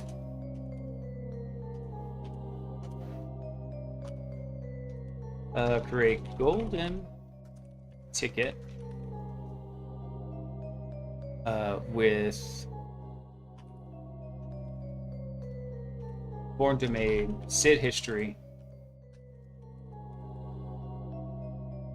Yeah, that's pretty much it.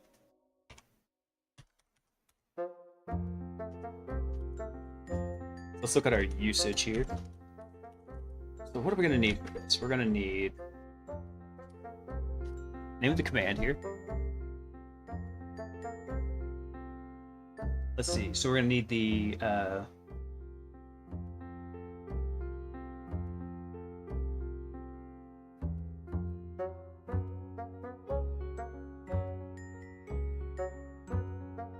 I think what I'm going to need here.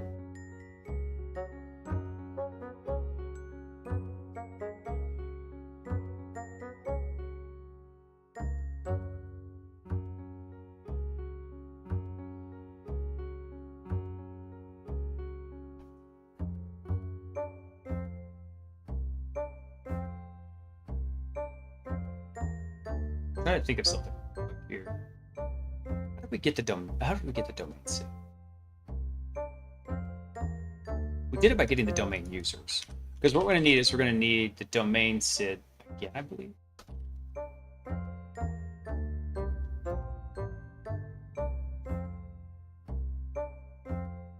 That's what we did. Convert name to SID domain users. Let me try that real quick.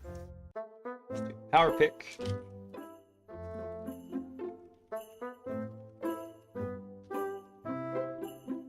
That's the right function. Convert name to SID. So convert name to SID. I always do domain users.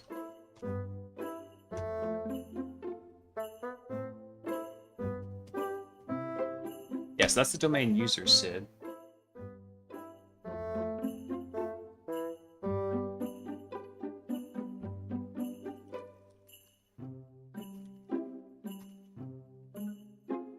I try administrator.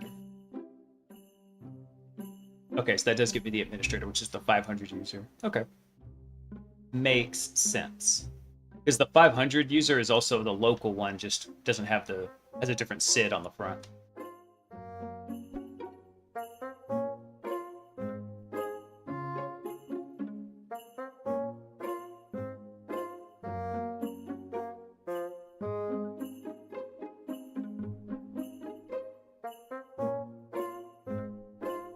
So how do I want to structure this? Because we're going to need the local domain SID. We're also going to need the foreign SID. We're going to need this piece of information here.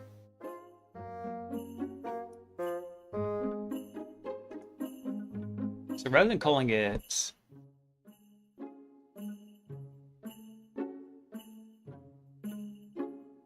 get remote targets, let's say just get targets. There we go.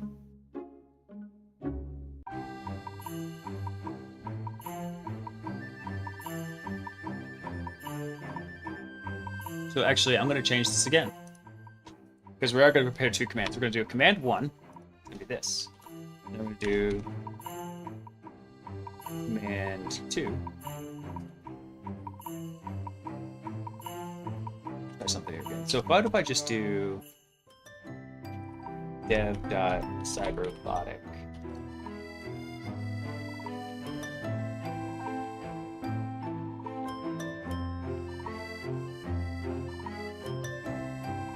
Come back with anything? What if I do just dev?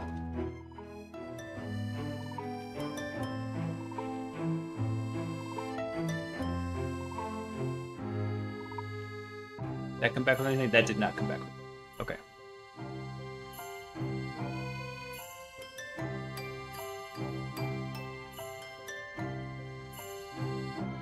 Not a big deal because we can still use the SID of the administrator. So let's do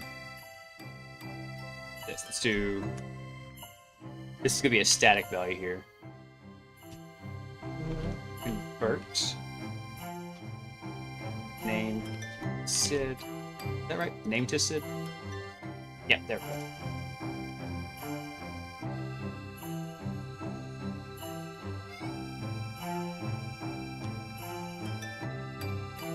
And then what we can do is actually we can just copy this here.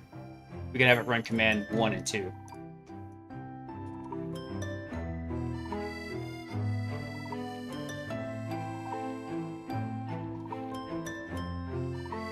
Actually, I want to try something real fast here. So trust, get remote targets. Yeah. Cyberrobotic.io.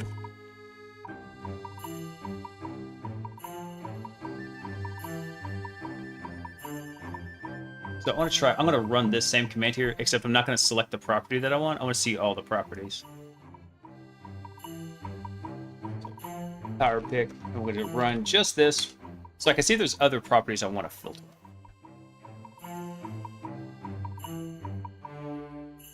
Call me SK. I love reading the usernames. So we are just doing a little bit of Active Directory package and ponage. And right now we're looking at ways to jump between trusted domains inside of a forest. So we're in the developer domain. dev.cyberbotic.io. And then we're looking at how we can jump to cyberbotic.io. So we're just gathering some information here because what we can do is we can create a Kerberos ticket and inject a SID history. And what will happen is when we send that Kerberos ticket to the parent domain, it will see us as being a domain administrator in that domain. So real easy to jump across it. Okay, so I do want the subject here. Okay, so actually I want the CN and I want the object C. I think that's what I want. That's the category. Where's the DN? Where's the distinguished name? There. Actually, there we go. I want the distinguished name and the SID. So I'm going to add distinguished name to this. I think it was tag properties. Yeah, pretty much Active Directory. So this is slightly different from penetration testing, which is what I do. I've been a penetration tester for 6 years, and I've been in IT for 14 years. But we're taking this course called the Red Team Ops course. So here, I'll drop that chat. I need to migrate that command off of Nightbot into StreamerBot, so that way this will show up over in the YouTube side also. But for my YouTube peeps, there we go. There's a link to the course. Yeah, it's a really cool lab. Have a lot of fun in it. And I'm actually gearing up to take the exam for it on Monday. Even though I don't really need the exam, but I've done so much work in it. I was like, I'm going to go ahead and take it so at least I can know how to coach people if they want to get prepared for it. Like, hey, you might want to brush up on some of these things.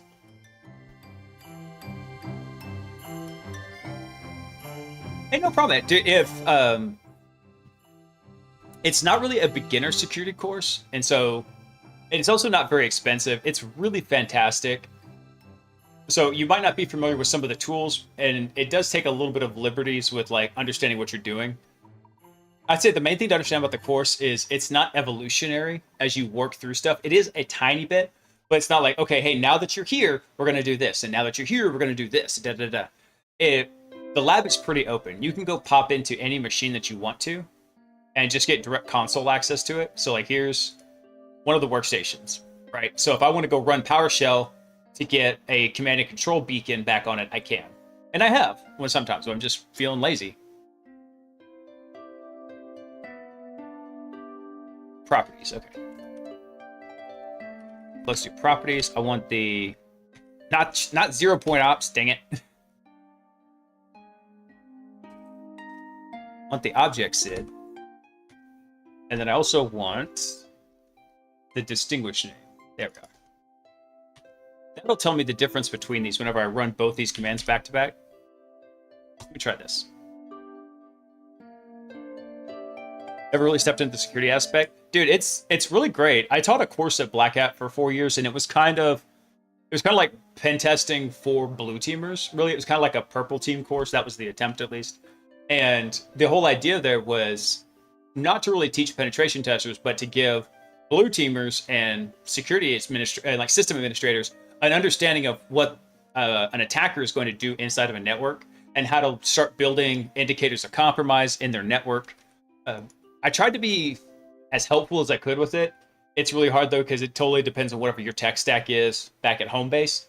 So we did everything in an elastic stack style system where we could go query system logs that were sent to it. It was pretty cool. Okay, so that worked. So let me go make a minor modification to our command. We're going to add in the distinguished name. So where do we do that? Command 1. So we want the distinguished name and the object SID. So we got that. Then we're going to convert name to SID from administrator. Perfect. So let's go. I just want to try this now. We already duplicated it, so let's just save this and reload our script. What we're doing right now also, SK, is we're making a custom script for Cobalt Strike. That's the C2 that we're using in here. And we're going to use it to help automate a bunch of the attack patterns. So that way, because sometimes like the commands you got to type in get really long. And really, the command is repeatable. It just has like minor variables like passing in the domain and stuff. So we're just kind of automating some of this stuff. All right, so let's try get remote targets. Oh wait, did I change the name of it?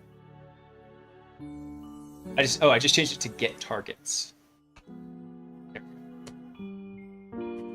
Cyberbotic.io.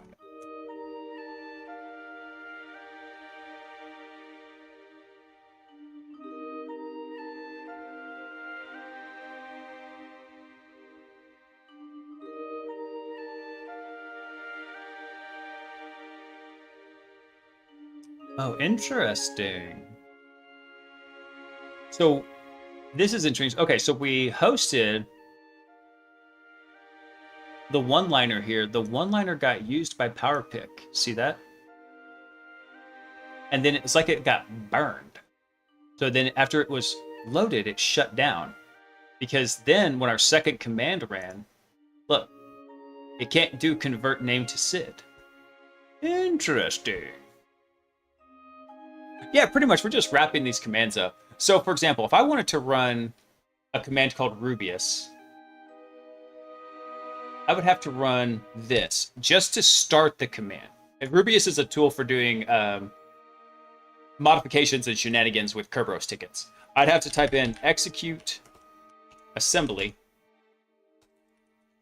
and then drop in this big long path before I could even begin specifying variables. And the variables change depending on what task you want to have Rubius do. So I have a wrapper just for Rubius, but also I've got wrappers around Rubius to say, hey, these are the parameters I need to accomplish this objective. There are plenty. This is a list of... Wait, no, it's the wrong window I'm scrolling up in. I'm also kind of a smooth brain. Here we go. So what we've done in the script here is we defined a bunch of global variables with all the paths to the different tools. And so we can go reference these in the functions down below. And this language is really freaky. It's a language called Sleep, like cranking out Z's. And so the syntax is kind of funky. It's almost like Perl. Your security team should love you for knowing this stuff, if they're worth a damn. So prior to being a penetration tester, I was on I was a security analyst for a year, and then I was a security engineer for 3 years. And then before that, I was like a help desk, Cisco network, server admin, you name it, kind of gopher. I think this is probably some kind of cosmic karma coming back at me, because I have a guy on my team who's a 20-year Linux system administrator, and he just absolutely loves Perl. Any chance he gets, he writes something in Perl to like process data we get back from scans and whatnot. And now I'm having to deal with this. And I'm always ripping on him for liking Perl.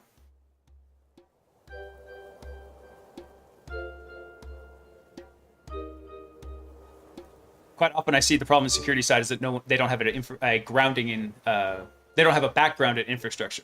Yeah, actually, I tell people that all the time. They're like, hey, I don't know anything about anything. I want to start getting into security. I was like, go figure out how to set up servers first. Because you're trying to break into a system you have no understanding of. It's like trying to break into a house blindfolded.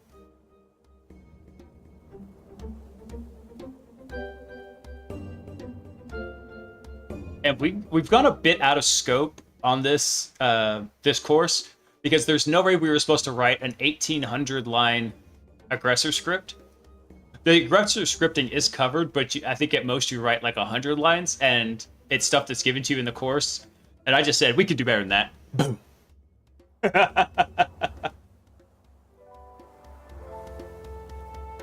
Okay, so this presented a new problem here.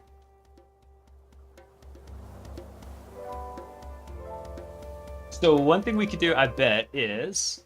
What am I doing? I'm spazzing out here. So we can make a different one-liner. I believe we could do this. It'd be kind of funny, but we could do it. One-liner one, one-liner two. So stupid. All right, let me go reload this script and we'll try it again.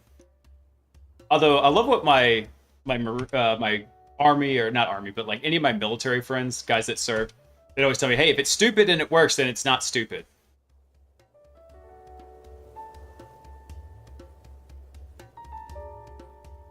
Hey, there we go. Sweet. Okay, because these are the two main pieces of information we're going to need to make our golden ticket. Nope. How much time we got? Hey guys, I'm going to take a quick break. I got to go take care of something real quick. I'm going to do a 3-minute break. I'm going to let the ads run so we'll stop getting interrupted. So go grab a drink, water, stretch, do all that good stuff. We'll be right back. Hold on, check this out. I made a thing. Check this out. All right, be right back.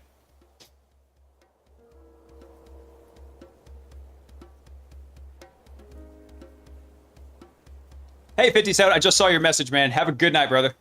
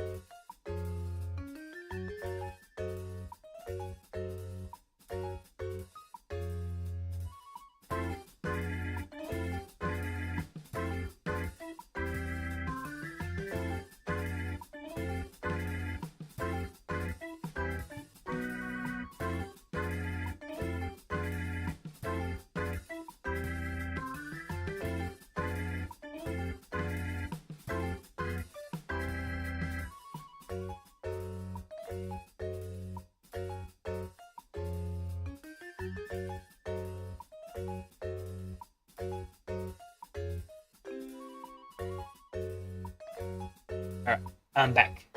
Watch this. This is even fun.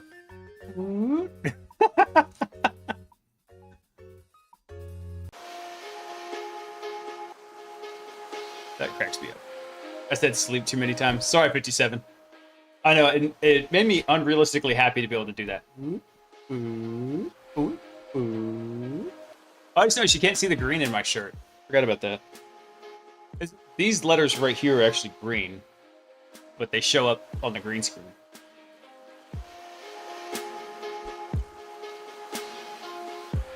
Let's see here.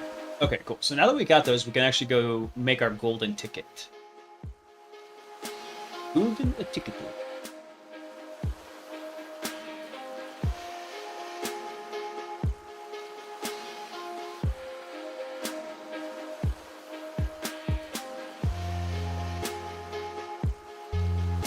let's go look here. Okay, so our trust golden ticket. So what are we going to need? We're going to need a couple of different variables here. We will need the curve TGT AES 256 hash. 356. It's extra secure. 256.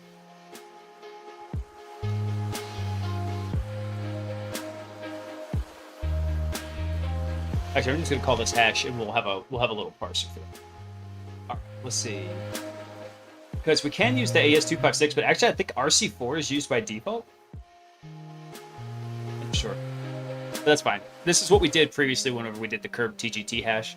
That's actually going to be our very last argument, because it's typically the longest, the most pain in the ass. Okay, so I gotta remember how we did our golden ticket.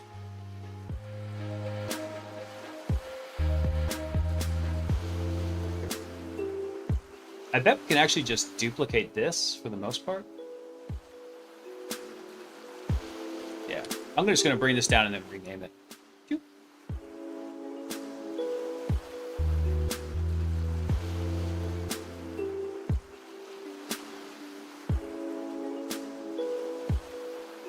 Change that, change that.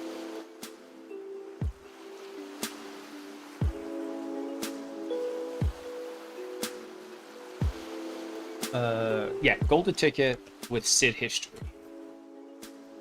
Because what we're abusing here is the SID history, and we're going to basically forge a TGT that has the SID history of the domain admins group in the parent domain. So that's how we're going to jump.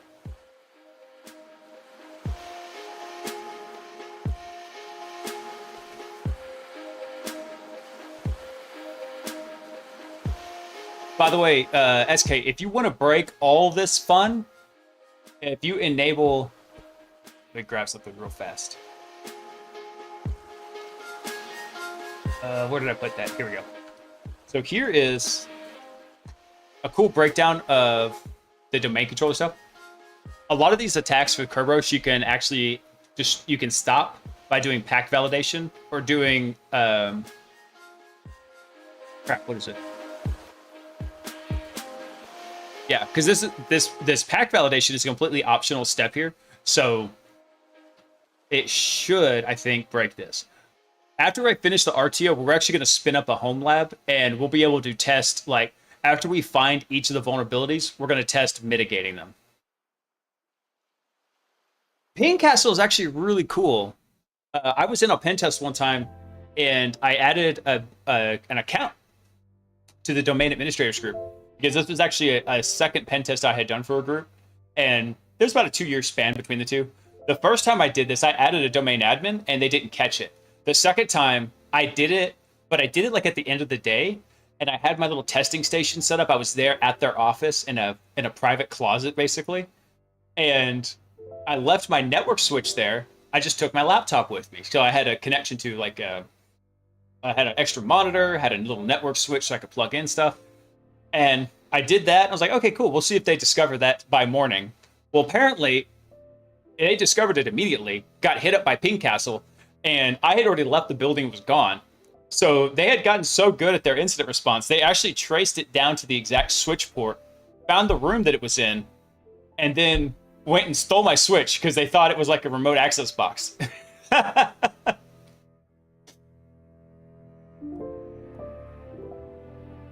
Maybe it wasn't Ping Castle. No, what was it? It was... I think they had alerts set up for changes to domain admins and pager duty. I think that was it. Pager duty just set up all the alarm bells because it noticed the difference. Yeah, it was pretty crazy. I was like, dang, this is a big step up, guys. I've never gotten to mess with Intrust. There's a lot of stuff I want to mess with that I just never had a chance to.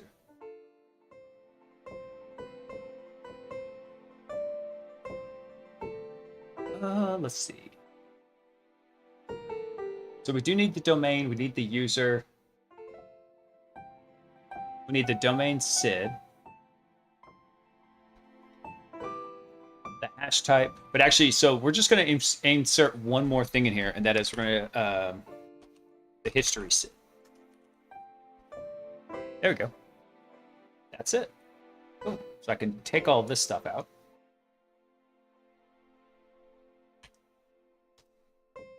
Awesome. And then we need to rename this too. This is not our Kerberos golden ticket.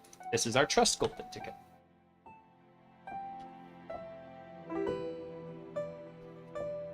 All right, so we need to make an adjustment here. This had 1, 2, 3, 4, 5.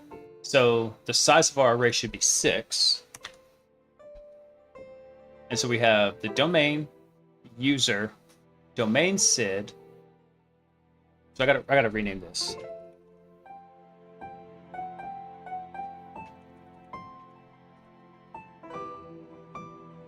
Let's realign these. And then the hash type hash. Okay. So I need to do one more in here. Because after the domain SID, it's going to be the history SID.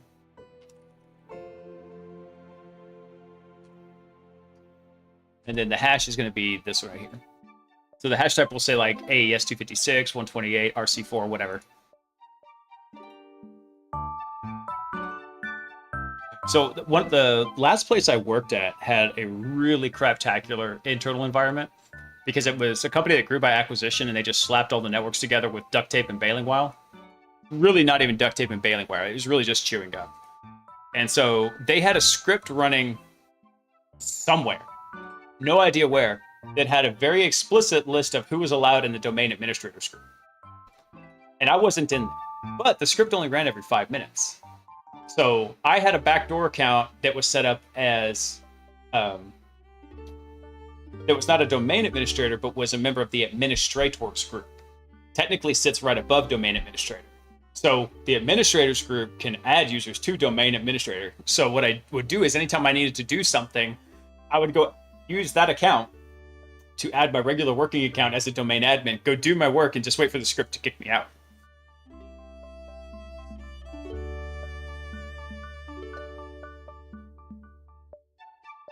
Yep, I actually learned quite a bit about managing Windows systems at that job, as much of a pain as the job was.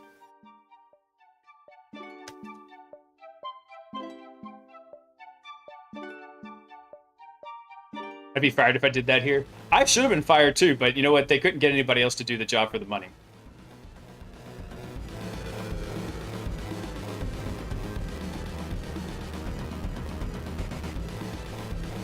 Let's see. Okay, am I missing anything here? No, we got the history SID. So we're going to do user, domain, SID, and then we actually just need to insert something right here.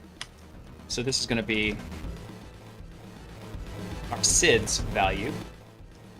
And actually, this needs to change. This could be domain SID, and this is going to be our history SID. Which I think, let me go look at the Rubius documentation, because I believe that will actually, I believe the SID's argument will actually take a comma separated value if you needed to be in more than one group. So SID history.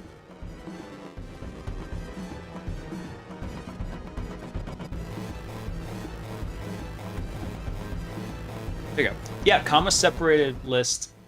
Set the extra SIDs field in the pack. Okay. It's also used to calculate the extra SID count field. Okay. Sweet. Damn, how's it 10:30 already? I feel like we're just really getting started. I really am a night owl. It drives my wife nuts. And she thought she had successfully broken me, and like I would start getting up at like 4:30 in the morning to work out. But then I started streaming, and all that progress has been annihilated. Yeah. I was also going to bed at like 9:30. So yeah, because I would get up, I would work out, I could then make breakfast and then be out of the door. This is also when I was going into the office all the time. Now I pretty much only go into the office once a week.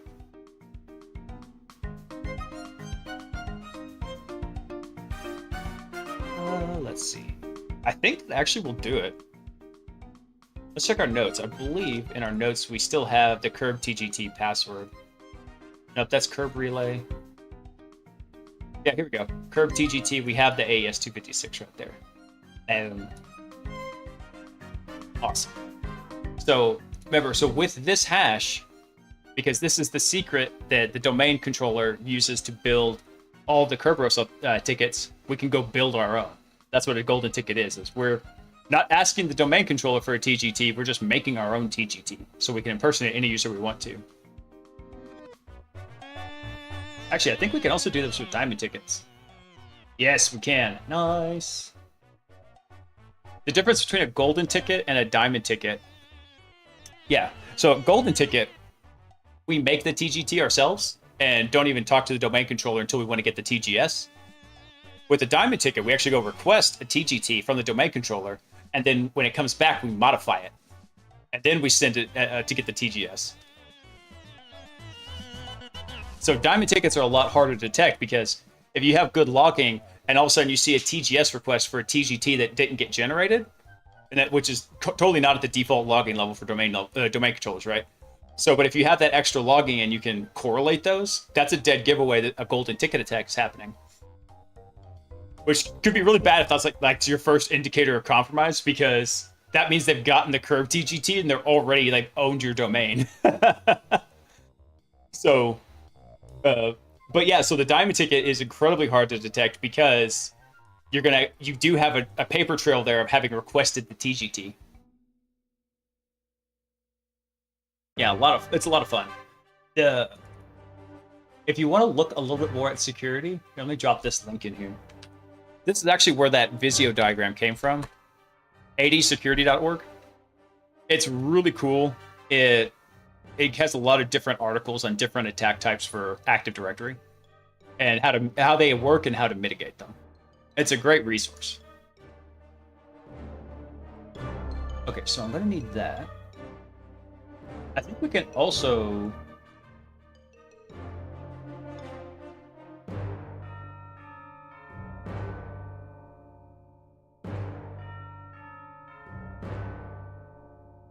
figure out how I want to do this.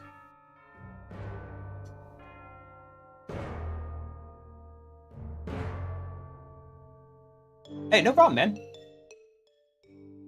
Not really seen them in action per se. Well, here I can.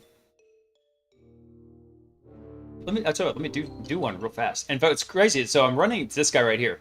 This is this user is an administrator on this system, but this is not running as a high integrity administrative process. This is a medium integrity process. The high integrity processes are running in red right here. So this is about what a standard user would have, right? So from here, if I wanted to create a golden ticket, let's see. So there's golden ticket. Let me look at what help we needed. So we would need the domain, which is going to be dev.cyberbotic.io. User, let's say Nina Lamb. We want to impersonate Nina because she's the domain administrator. The domain SID, which is this value right here. Just happen to have it there. And then we pass in our curb TGT hash. Okay.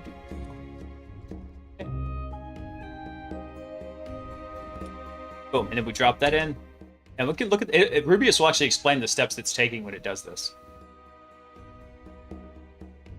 So really what it's going to do is it's going to build a pack with the domain, the SID, the user ID, groups, the service key, all the good stuff right here. It's going to generate an encrypted part. It's going to sign the pack, encrypt the ticket, and it's going to forge the TGT for Nina Lamb. And then bam, this base64 key here is a Kirby format TGT. So then if I want to use this, what I can do here is we created another helper function. All these are basically just wrapping around Rubius. So we can do Kerberos, create net only. And we can tell it what program we want to run, the domain, the username, and then we should also supply a password, but I've set it to be randomly generated. So let's say I want the program to be notepad.exe. The domain would be dev.cyber.io. Username, Nina Lamb, and then our ticket. And what this is going to do is it's going to spawn a process on the computer, inject this ticket into the process. Hold on, before I run this, let me show you this. So if we take this out, and if we go run, what is it? we're going to run Rubius Triage just to see what Kerberos tickets are available. Yeah, this is a TGT for a domain admin. There we go. So these are different. Actually, B Farmer only has access to one Luid here because he's a low administrative user. If I ran this, let's say on this one right here, because Nina is running as an administrator. Where is she at? Here we go. Actually, we'll run this on DC2. So if I run this one, I do let's see, Rubius Triage.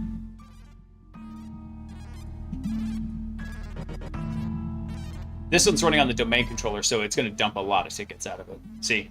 So we've got all these different buckets, the Luids, that we can put stuff in. So you see, like, we got stuff for everybody because they're the domain controller, right? So we got curb TG, and anything that are listed as curb TGTs are TGTs we could steal out of memory. Yeah, and this, like I said, because this is Nina Lamb, she is a domain administrator. So we actually jumped from Workstation 1 over to the domain controller using her account.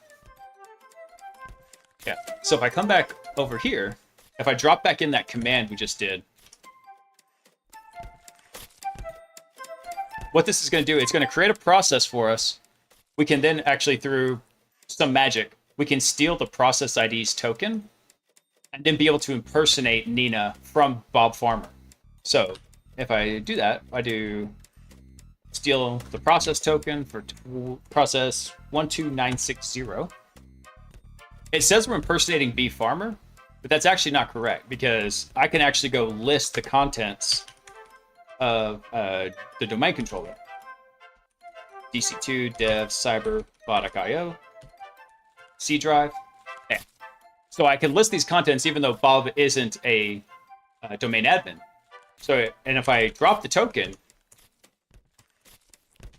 then you can see now I get access denied.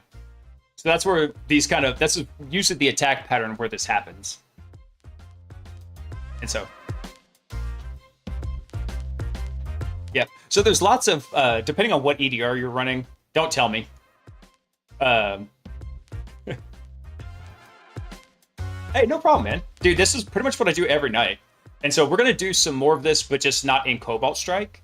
I got a nice beefy server here. And I'm going to drop a lot of, we're going to deploy something called the Game of Active Directory Lab on it.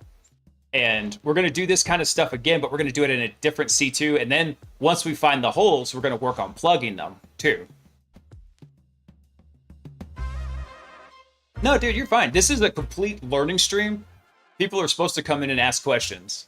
It's just a good excuse for me to get some professional development done.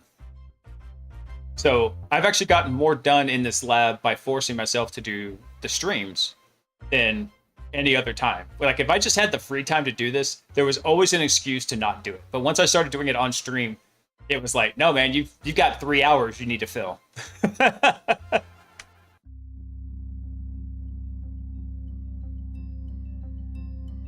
Let's see here. So there's our...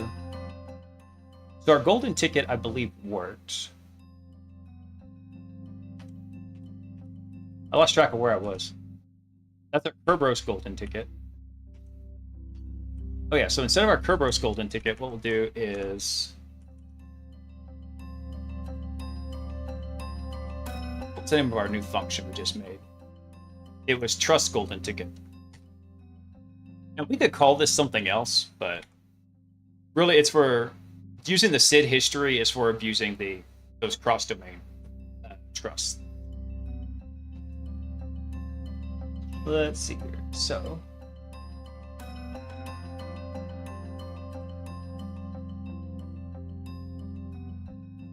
let me grab this. This is the... So, okay, so you need domain, user, SID. I think it goes right there.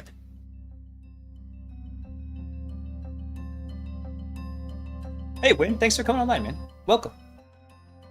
All right, so where did we put this in the damn function? Let me see. So domain, user, domain SID, history SID, then the hash, last thing. Perfect, so we drop this right in here. This should get us a golden ticket to the domain controller.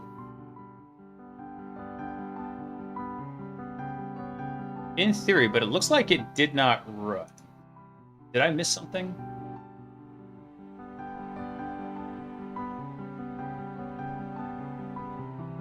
So trust golden ticket. We checked the size. We didn't get an invalid parameters. We ran the parameters here. We did our assembly. Hey, J Money, what's up, dude? Hope you had a fantastic Monday and crushed it. Just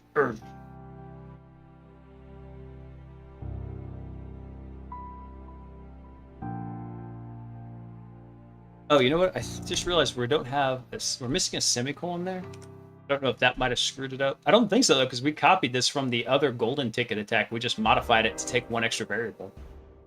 Domain SID, which is the local domain, and the history SID, which is the SID for what we want to, the domain admins on the forum group. All right, let me go reload the script just in case. All right, so did reload.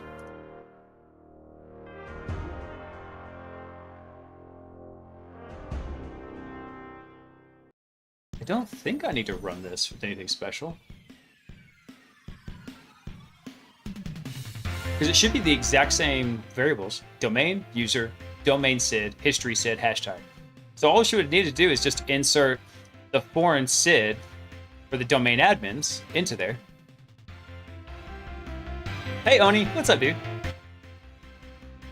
Yeah, I'm trying to figure out why this function that I just made is not doing anything. Why you no run?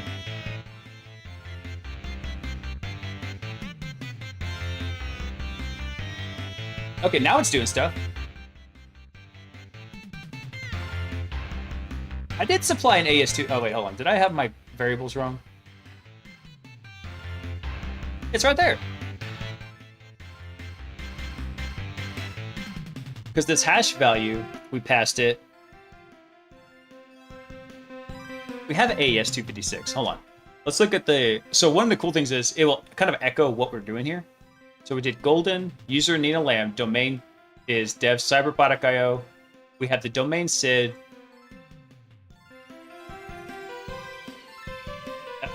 That's not right. That's not right. Look at this. Our positional values are like off by 1. Hold on. Something is funky and oh, damn it. I didn't increment the array variables properly. Smooth brain, the smoothest, like a cue ball, like fresh winter ice.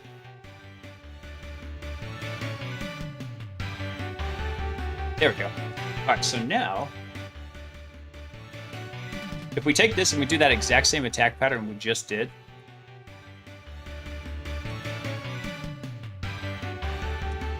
where we basically just inject it into a process,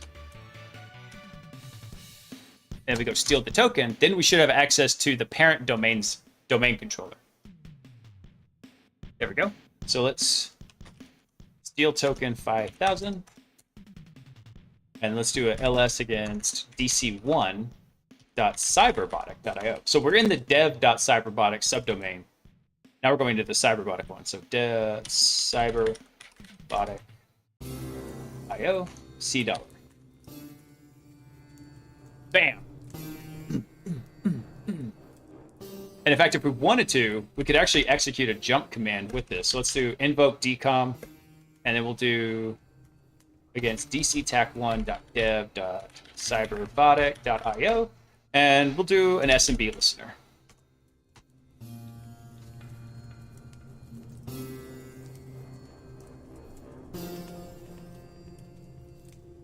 Now, there's a chance this may not work, and it depends on if there's any kind of network filtering, because I've seen this before, and I don't think it should be an issue. It looks like it failed because it's taking way too long.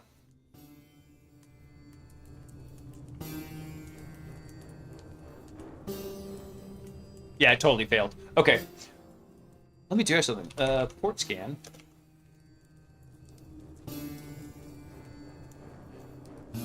Let's see. Targets and then ports. Okay.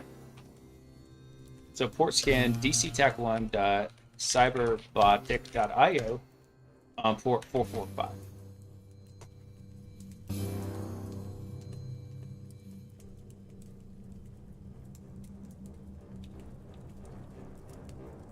Let's let this run for just a second. Oh, I think I need a rev to self.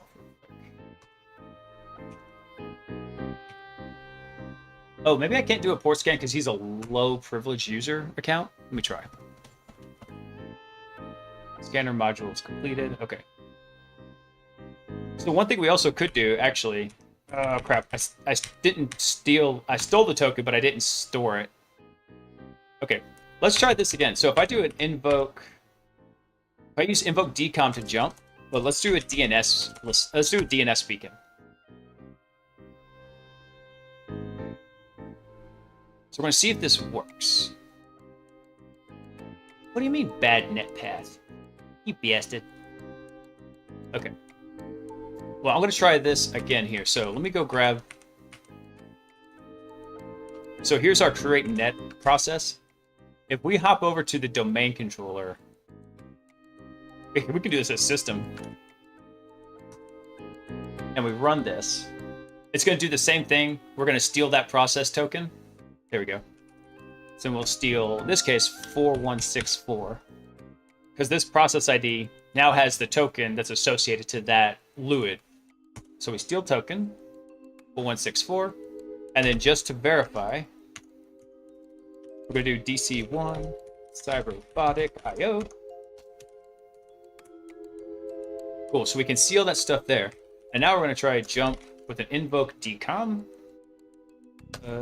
Do dc1.cyberrobotic.io. And we'll try this one with SMB.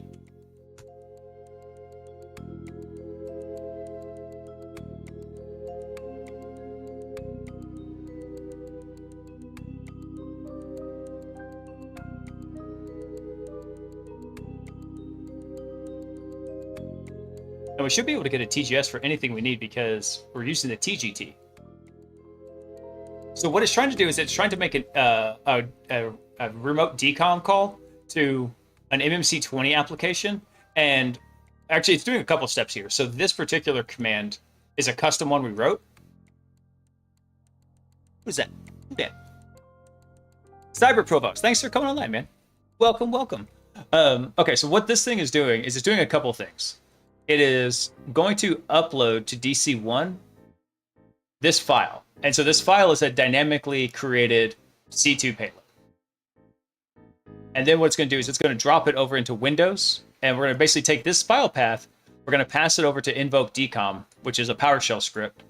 We tell it what computer we want to run against and then what method. So it has a couple different methods to get code execution by doing decom calls, basically. So this one we're using in particular is mmc20.application. And then we're just passing it a very simple command to run our executable. And so this one says could not connect to the pipe, but it did actually upload the file correctly. So we might not have SMB connectivity to it, but if we can run a DNS payload on it, we'll get a callback directly to our C2.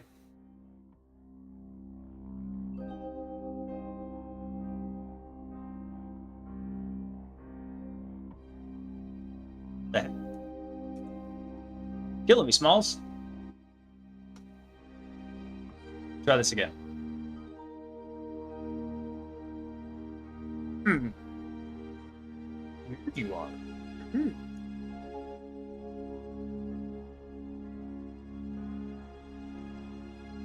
We look at something on B Farmer here. So when we ran this,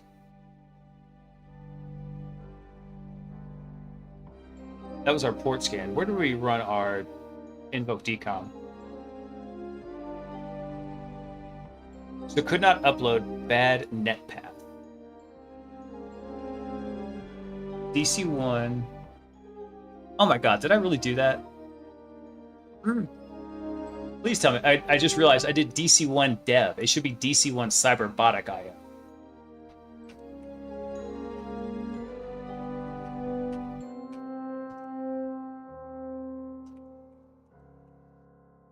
I'm an idiot.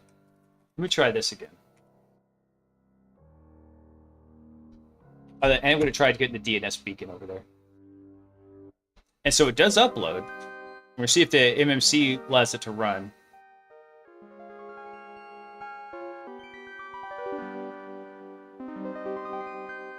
Error privilege not held. Damn it. Okay.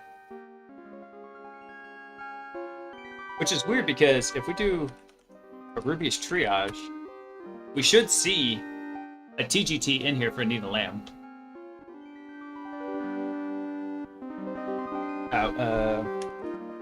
Ref to self. Ruby's triage. There we go.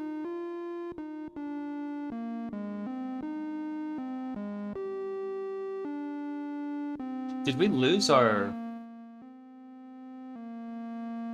Because we should have another curve TGT in here for Nina Lamb. Hold on. I wonder what happened.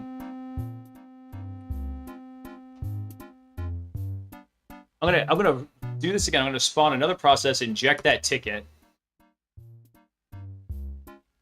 Yeah, so I was targeting the wrong domain whenever I did this for some reason. Okay. So then Ruby's triage. We should see a ticket in here for Nina Lamb, I think.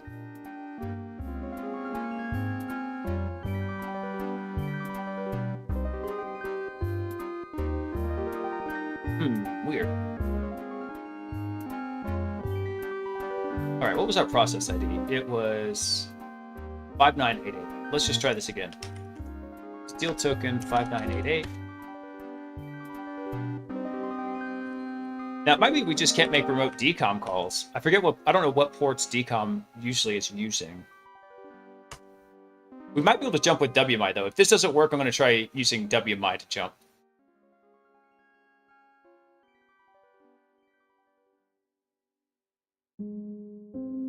That's Cobalt Strike. It's doing something interesting and confusing. So when you use steal token, it doesn't steal the impersonation token from the process thread. If I'm not wrong, but impersonation tokens are only valid on a local system. I think you've got that backwards, Win. So whenever you steal a token, typically it's only going to work on remote systems. So that's why when we're doing this, we're using the create net only process. So it's only using net authentication. It's not using local authentication. So whenever we go inject that and we go hit a remote target, those will typically work. There's something about Kerberos that just doesn't click my brain. I screw it up every time I mess with it. Dude, well, here, let's see if maybe I'm screwing something up. So here, let's look at this real quick. Because I was just explaining it earlier. So Kerberos is not overly complicated. It just looks really complicated. And most of the times there's tools to handle all this stuff. Three-headed dog for a reason, yeah. This is a basic outline of Kerberos, right? It has 4 phases of operation, but the 4th one is optional. In default Active Directory, just these 3 phases are what happens here. So, couple key pieces here. This workstation has a user account on it. That user account has a password hash. The domain controller has a copy of everybody's password hash and has a special one that it uses to identify itself. That's the KRB TGT hash. Curb TGT, that's usually what people call it. And then this application server also has its own password hash here. So knowing all that, here's what happens. Let's say I want to get access to this application server. And I'm coming from this workstation. First phase I have to do is I got to prove who I am who I say I am to the domain controller. So I'm going to take a little piece of data. I'm going to encrypt it with my password hash. And then I'm going to send it to the domain controller.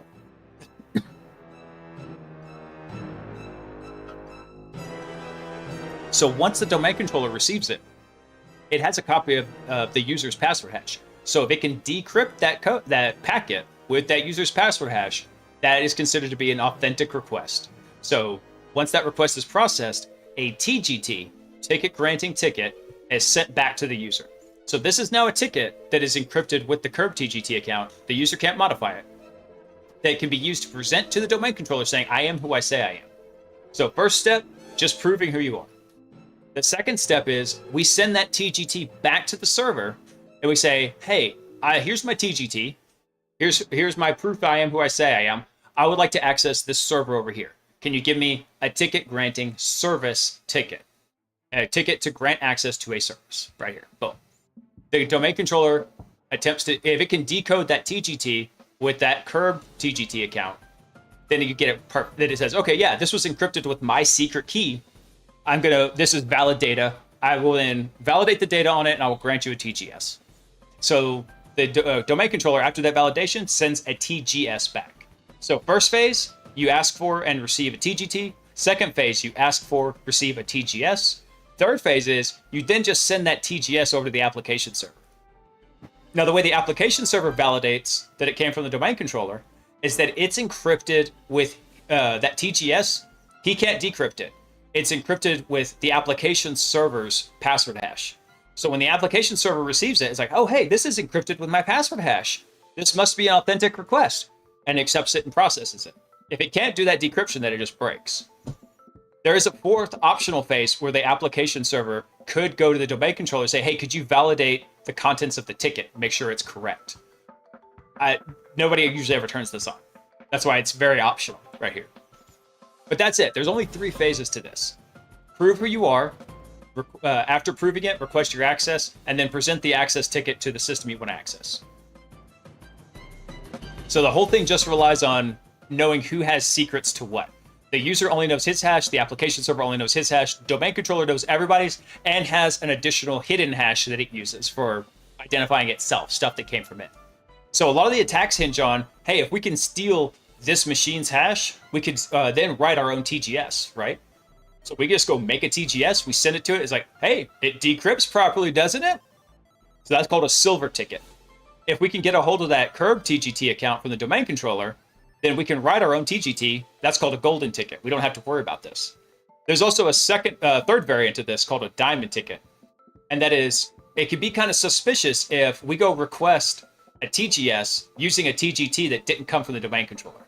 So instead what we do is we request a legitimate TGT, but then once we have it, we've got the secret key from the domain controller. We just decrypt it, modify it, and then re-encrypt it. And then we send that to the domain controller.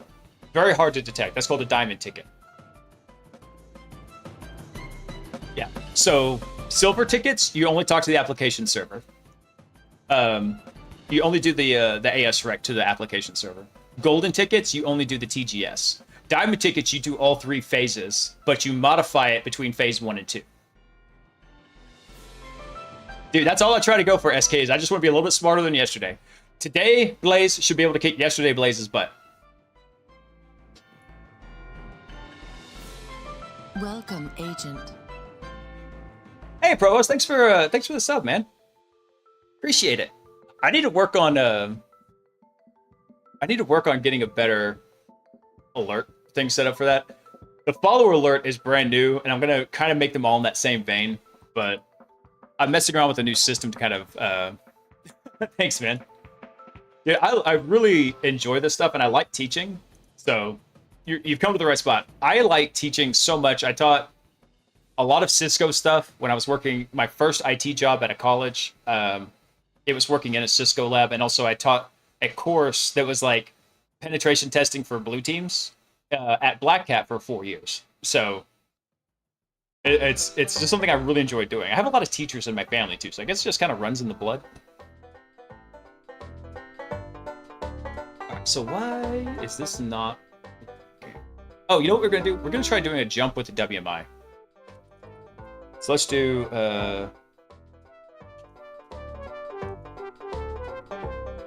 what options do we have? We do have Sharp WMI in here. There we go. So dc1.cyberrobotic.io.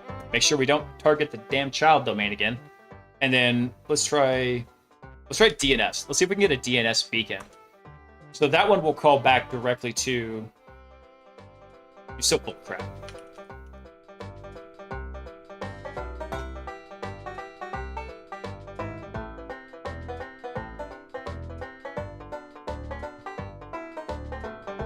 Okay, you know what I'm going to try? I doubt it's going to work, but I'm going to try PSExec. I usually hold off on PSExec because it was getting flagged by Defender a lot. And let's do something. Where's DC1? So this is another great thing about this lab. I can go right over to that domain controller, and I can go see if Defender might be flagging it.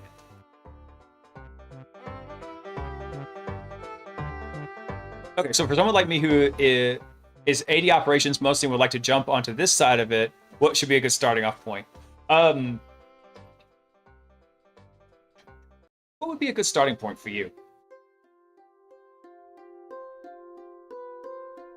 I'm trying to think. Actually, there could be two places you could start there, SK.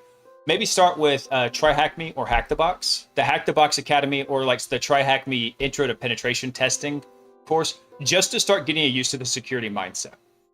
So a lot of the problems that people have is they don't have system administration knowledge like you do. And so I try to encourage folks that want to go into security. I was like, hey, security is not a thing unto itself. It's a specialization of a field, right? You're specializing in IT security, right? Which means you need to be the IT first, then hop into the security. I know a couple of people who have skipped the IT part entirely, but they're very few and far between.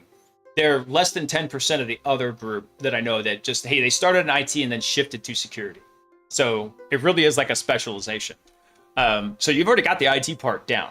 So what I would say is if you started with a lot of the introductory penetration testings, just to get used to the attacker mindset. Like, hey, this is what could happen, right? Because you already know what all the functionality is. When I'm doing a penetration test, 90% of the attacks I do are abusing misconfigured systems. So they left this particular service running. They didn't change the default password. They left this thing open and I can do something else with it, whatever it is. So using those automagical built-in default helpers, that's a lot of times all I need. And then about 8% of the time, I might be using some kind of exploit off the shelf where I've got to go modify it a little bit. And then really the last 2% is like those really hardcore ultra exploits that people are always like getting amped up about, like Eternal Blue. So those are actually a really small percentage of them. And it's funny because a lot of people want to focus on those. And like, dude, those are really hard. And they can be highly impactful, but also they can be very hard. All right, let's check our virus logs here real fast.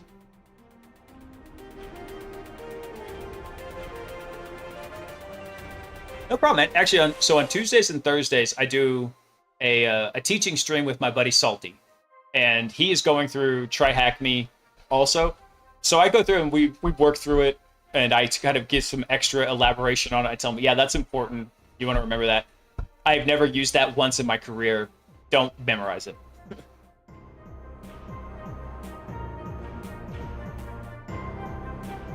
Hey, Guccifer, what's up, man? Or Guccifer. I don't know how you say it.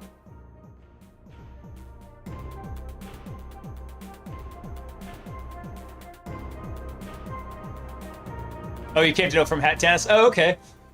Dude, I was so happy, like, whenever, like, some of the other streamers pop in, because it's like having a visiting professor, you know? That's what I call them. It's like, guys, we have a visiting professor. Okay, so Defender's not stopping us. I just don't know what the deal is with it.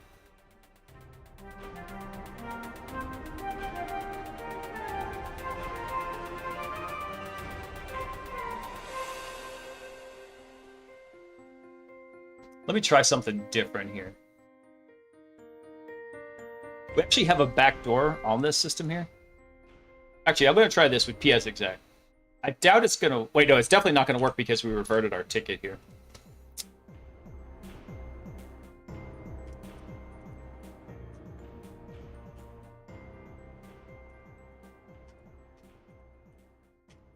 Let me look at something real quick here. Okay, so there's our create net only. I'm going to make a minor modification of this. So let's change this to, just for shits and giggles, I'm going to change that to command.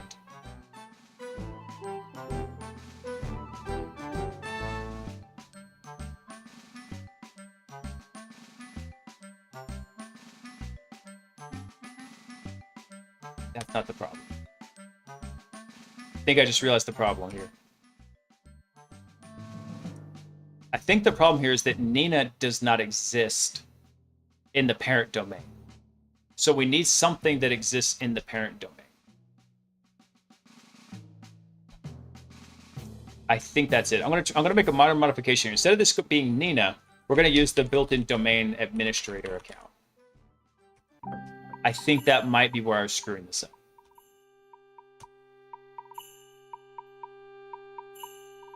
No, in this case, it's going to be the same domain, Big Doggy, because what this is doing is making a request to DC2 in the dev subdomain.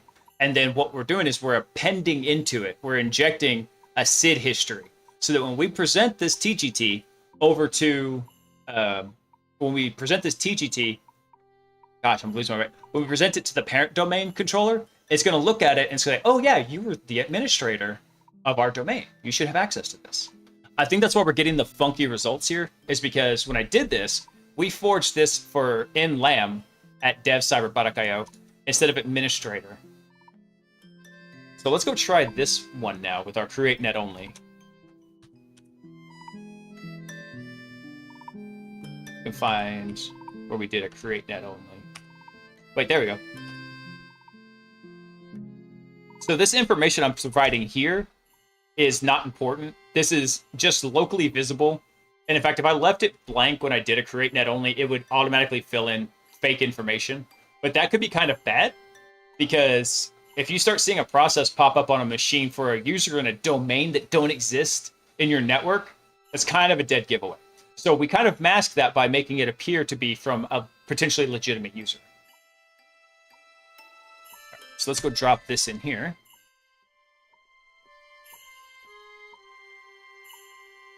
Yeah. Hey, actually, SK, thank you for reminding me about that, Provost. There's one guy on YouTube named Ipsec, and he has a lot of great walkthroughs.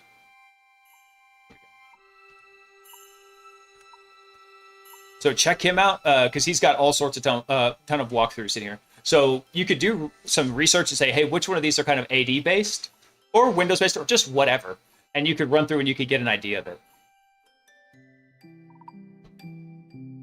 Not a problem, man. So I've been doing this for a while. I like it. Okay, so let's try stealing that token, 100540. And then let's go try jump again with invoke decom. And we're going to go to dc1.cyberbotic.io.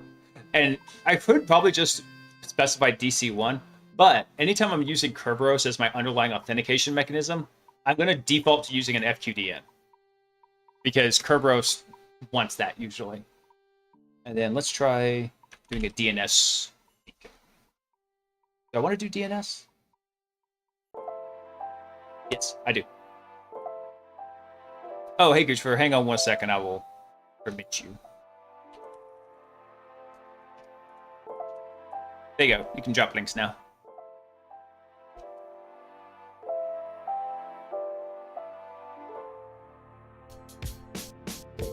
No, interesting, it says privilege not held.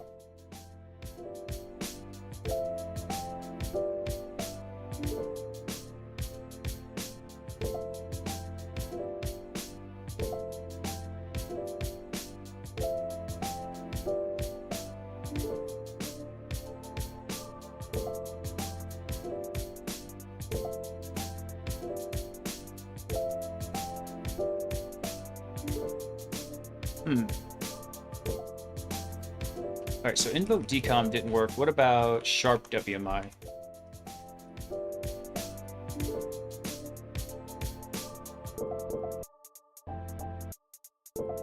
Privilege not held. That's so weird.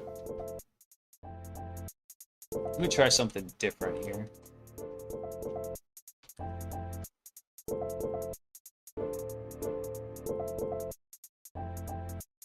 Let's try this from the domain controller. So we're going to revert to self.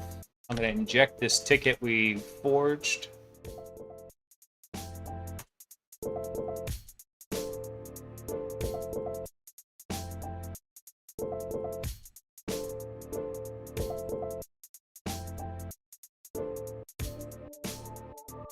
Oh, dude, it's a lot of fun. It can also be a real pain in the ass too. It's very emotionally roller coastery. Okay, let's do something here. So I do an ls against. Oh yeah, hold on. I gotta show this one.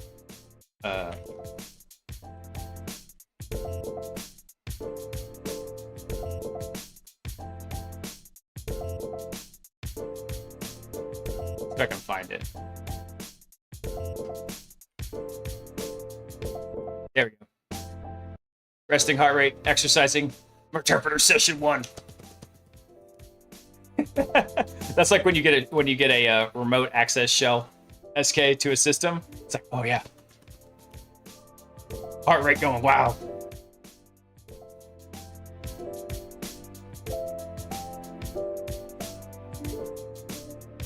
Dude, the first network I did I got to do an internal penetration test on. I found a set of login credentials encrypted in a PowerShell script that was on an open network share. Well, it had a decrypt function in the damn script. So I decrypted the credentials. It didn't give me domain admin, but it gave me access to their SolarWinds. And in their SolarWinds, they had a bunch of stored credentials. You can't access them. However, you could use any of those credential sets for SSH authentication. So on my attack box, I went and I recompiled SSH to log the passwords into the system log.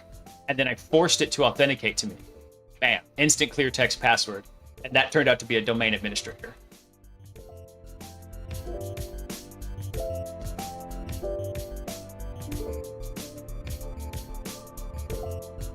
We had a marker for that. That'll actually make a decent short video.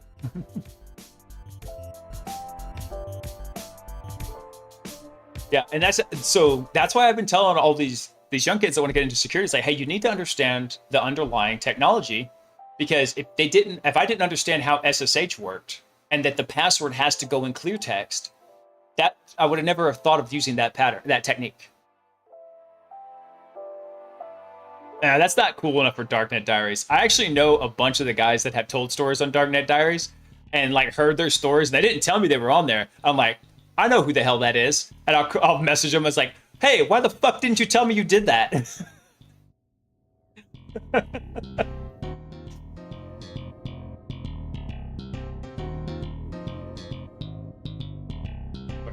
What was I doing? Oh yeah, sorry. Let's see if we could just access DC1. Cyberbotic IO. CW. So we can access.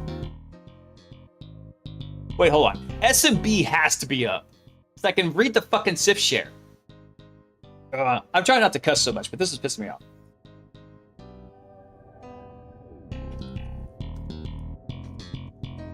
PSXX64 to DC1.cyberbotic.io DNS. Run me a DNS beacon, baby.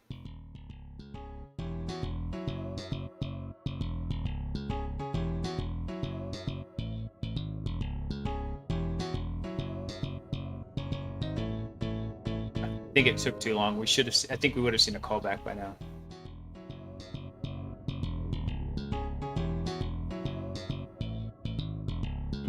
What?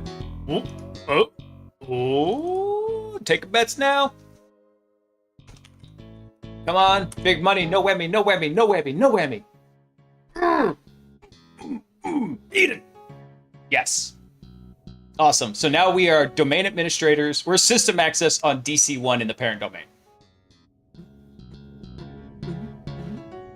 Badass. What just happened? Something red came up. Yeah, so hold on. Let me come over here real quick. So what we did is here from the domain controller here. Actually, shit, where did I run that from? I ran that from this one, whatever this was, 1952. Okay, so from the domain controller, I don't know if I needed to run it from here, but what we did is, let's hit the instant replay. So we had a beacon, we reverted it, so we were not impersonating anybody. We used Kerberos to create a net-only process, right? So you can create a net-only process for any user. It's not going to try and authenticate anything until you go across the network, right? We told it, hey, spawn Notepad and make the user token on it go to dev cyberbotic.io with the user Nina Lamb. Oh, and also inject this Kerberos ticket into it. So then once we have that set up, Rubius does its magic and then creates a process ID for us. We then steal this process ID right here. Now that allows us to impersonate or get access to all the Kerberos tickets in that LUID. We're now using a different bucket of Kerberos tickets when we do this effectively. From here, we saw that we can list the contents of domain controller 1, even though we're in the subdomain, right? We're in dev. The parent domain is cyberbotic.io. We can list the domain controller C drive. That means we have administrative permissions on this system, and we could reach SMB. Because I was like, I don't know why it wasn't coming back as open, but we can. There might have been some restriction where, hey, maybe the workstations can't talk to DC1, but these ones can. I'm not sure.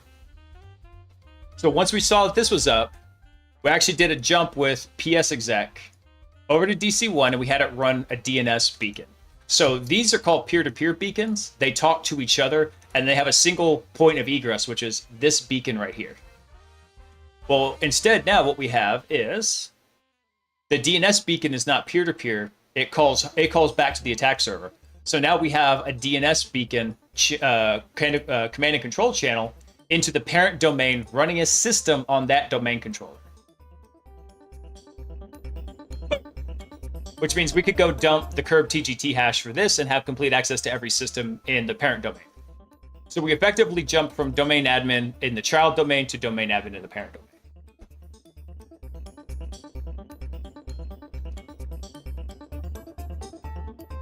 It's a good day. It's a good day. You know what, Franklin? Let's go ahead and try SMB now. Since we know remote execution with it did work. And actually, so there was one reason I chose DNS is because there's a corporate proxy in the lab, and only certain users are allowed to authenticate out of the proxy. So machine accounts don't work. It's basically just a handful of users that can connect out to it. So if I tried to go run an HTTP beacon on this machine, it wouldn't get past the proxy. We'd never get the callback. DNS, however, has to be able to traverse out to the internet. The internet in this case. So we can get a callback over a DNS channel here. But actually, let's go try the SMB beacon, Franklin. Let's see if it works. If this works, what we'll see is we'll see a new beacon appear right here.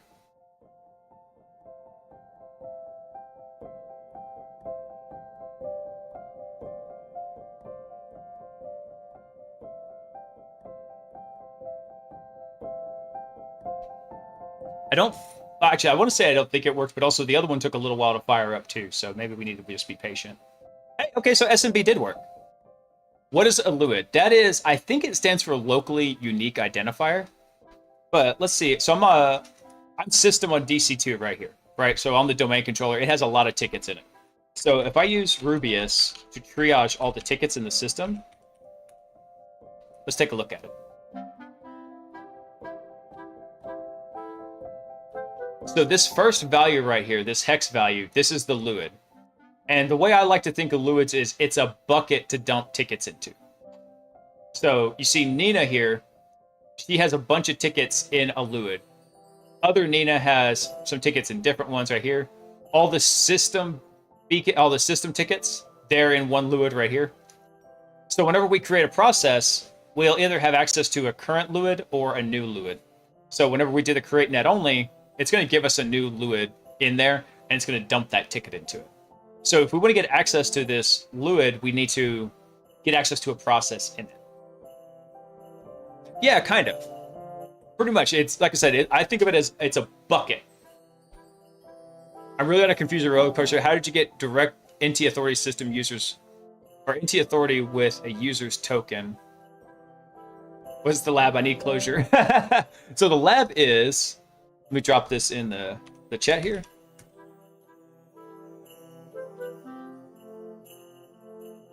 And then I'll drop it over for my folks in YouTube as well. By the way, if y'all want to go back and look at this, the YouTube is not super well organized right now. And by not super well, I mean not at all. But I'm going to go through it. I'm going to basically come up with a synopsis of what each video is doing. And the live stream should all be in one playlist. I think there's one that's missing I gotta go fix. And so that's a great way to go back and like kind of look at it. It's not a great way to learn the course because we have gone off in all sorts of different side quests. Case in point, this big long ass aggressor script that is almost is 1900 lines long. The one you do in the lab is like 50 lines. And so, but one thing I've been doing a lot of whenever we go through this material is, one, I'm not showing the material because Rostamouse, the guy who wrote it, he did a fantastic job on it. And I've also been on that kind of course content creation side, and he deserves to keep that, you know, behind his paywall. He deserves that. He worked on it. But I asked his permission. He said, yeah, you can stream the labs if you want to. I was like, okay, cool. And so we just go off in all sorts of directions. Like, okay, well, what if this is the case? What if we didn't have this? What's another way we could do that? And we hit all these different things. So I call it doing side quests. We're not sticking to the main course line, but we're going off and we're finding the lost sheep and we're going and clearing out the dungeon, whatever. Dude, it's a really great course. I super enjoy it. I give it a solid 9 out of 10. There's a couple of small issues with it that keeps it from getting a 10 out of 10, but it's great. And plus, the cool thing is, Rasta is constantly updating the course. So like every so often, there'll be new stuff added to the course material. So like I had one guy pop into chat. He had done the RTO a long time ago. We're going over something. He's like, wait, that wasn't there whenever I took it. Because like, sure enough, there had been a new section added. And so he hadn't seen that yet.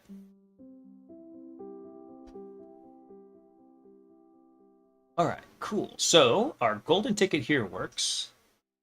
The only other thing we could do is we could go make ourselves a diamond ticket. So let's try that real quick.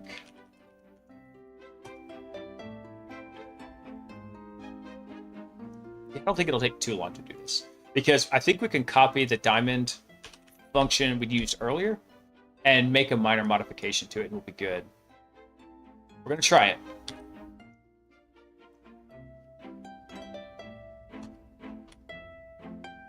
All right, so let's change this. Let's do, instead of Kerberos, we'll change this to Trust. Because the Trust version needs slightly different arguments, I believe.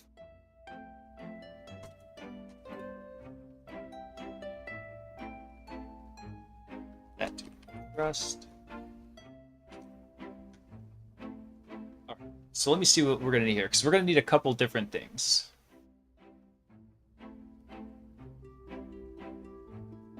Yeah, we're gonna have to change quite a bit here. So I'm gonna copy this real fast, and I'm gonna delete this stuff out. Even though I know we're gonna need it, but I can just copy from up there. Let me see what we're gonna need. So we're gonna need. We are gonna need the ticket user. You know what? I'm gonna just. We're gonna need the ticket user's RID. So in this case, be like 500 for administrator. The groups we want access to. What is 519? Hang on a second. I'm trying to remember. I think that's enterprise admin. Hey, SK, you remember what 80 group 519 is offhand?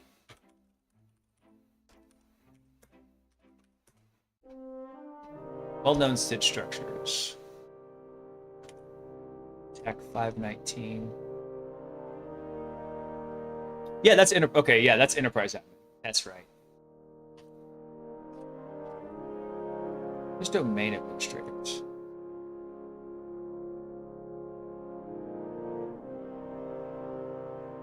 Domain administrators is like 512, isn't it? Yeah, 512. So 512 is domain admins. 519 is enterprise admins. Ooh. Try? I want to try something real fast. Oh, where did we do that? I think we did it in B Farmer. I think that's where we did our golden ticket. Here we go. Let me copy this. I'm going to go do this down here in this system right here. I want to try something. So instead of going to 512, I'm going to go to 519. Let's see if we can if we can do this to get an enterprise admin session on DC1.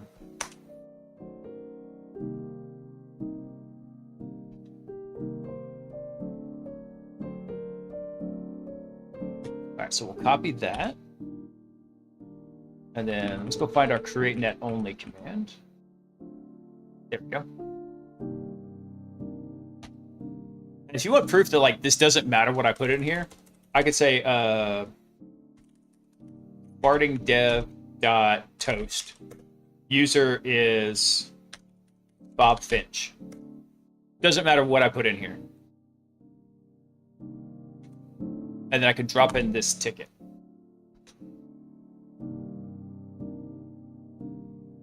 Yep, there we go. So now we've created a process with the username Bob Finch, domain fartingdev.toast, randomly generated password, and it spawned Notepad. What do I have against devs? Nothing really. I just thought it was funny. I tried to just literally just think of the most random thing I could. For the most part, every time I needed to have like a fake password in the labs, I used kitty fart.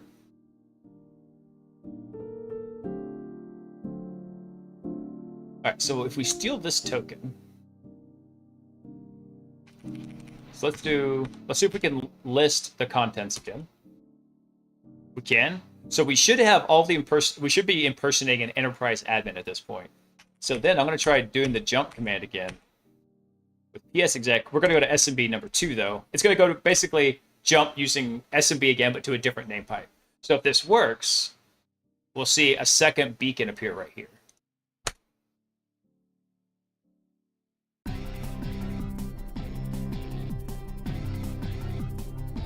Fellow Red Leaf. Hey, so what's going on? Welcome in. We are doing some domain forced trust abuse. We have trust issues. Mostly I have trust issues because stealth proxy hacks keeps playing the I can't hear you thing.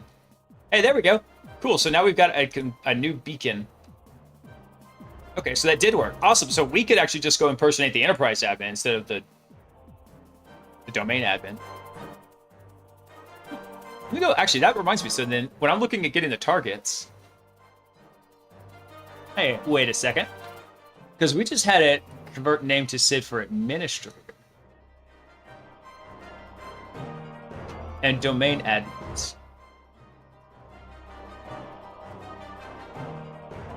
I'm going to leave that alone for now. Hey, Vanessa, thanks for coming online. So, Vanessa, are you a red teamer, pen tester, offensive security person? Oh, no, damn it. I can't snooze the ads. I'm sorry, the ads are probably going to start up here in just a second. Hello, world. What is a beacon? Oh, so a beacon is just the name.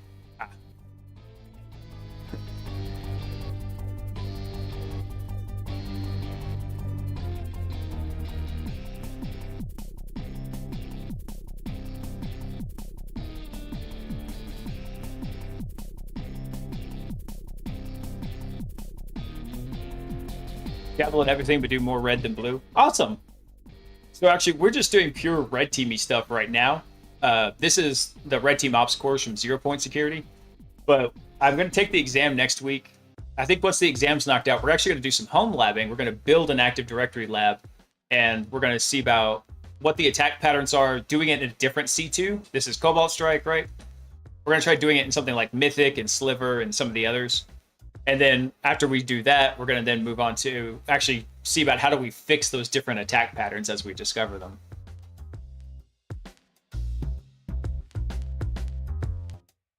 Hey, SK.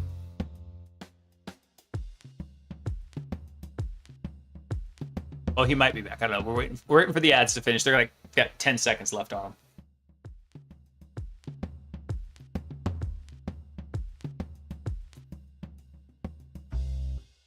Haven't got my OEC yet, but I've done a few competitions with the university and at B-Sides. Okay, cool. That's pretty cool. Did you ever compete in the what's it called? The Cyber Collegiate Defense Competition. SDCC.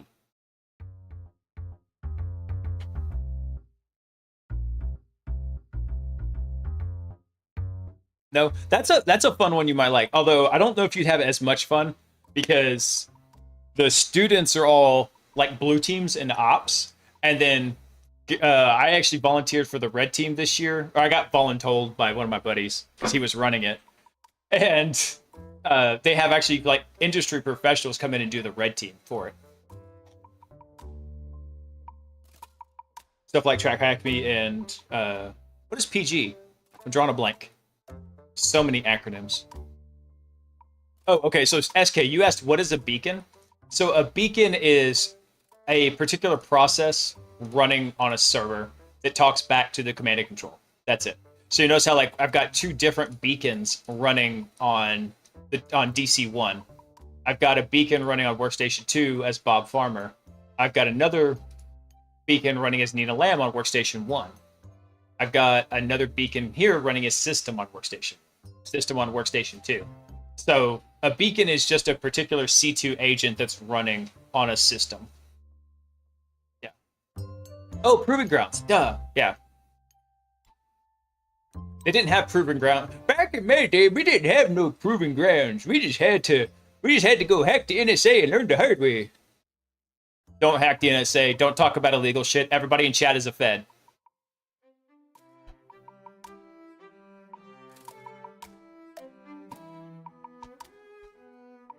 We have a local hackers meetup in Dallas called Dallas Hackers Association, and one of the rules there is, and that's pretty much where I copied the rules from. And the guys will, I'm no Fed. But in, like whenever the MCs that help run it, they'll come up and they'll be like, "Look to your left, look to your right, look in 7 other different directions. They're all Feds. Don't say a word."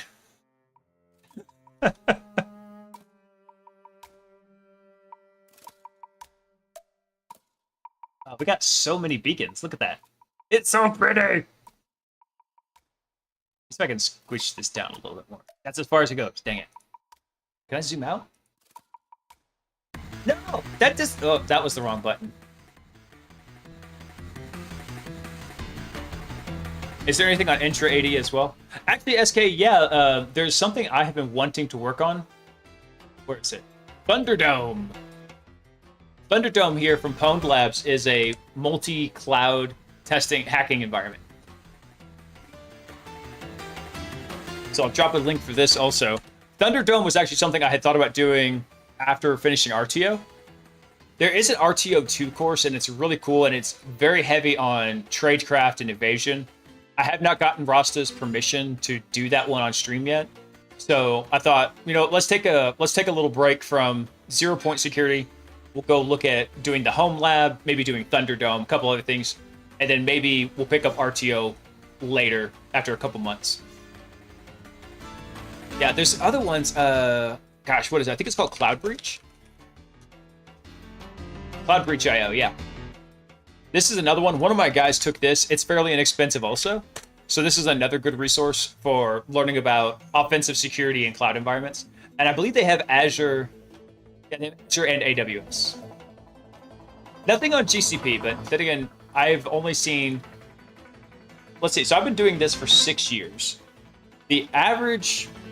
For penetration tests, anyway, the average kind of turnover rate for projects is, let's say, 2 weeks. Some are shorter, some are longer. It kind of averages to 2 weeks. So you could say I've done, let's say, take 2 weeks off. I've done roughly 25 pen tests every year for 6 years, right? So we're talking 150 pen tests.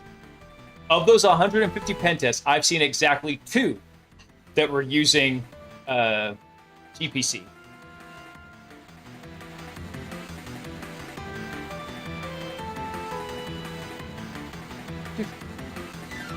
GCP, yeah, whatever. I've seen it so infrequently. I don't even care what letter the order is in. PCG, GCP, GPC, whatever.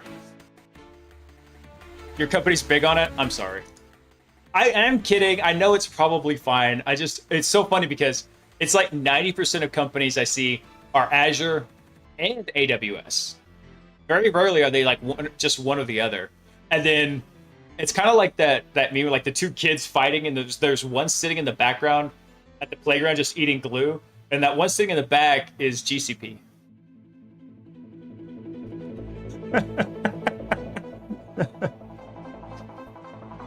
And that's usually the split there. SK is they're using AD for operations. They're using Azure for operations, and they're using AWS for production, right?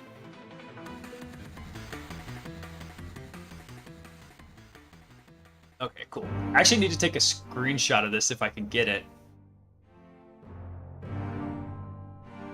Because I want to go show it on the RTO Discord.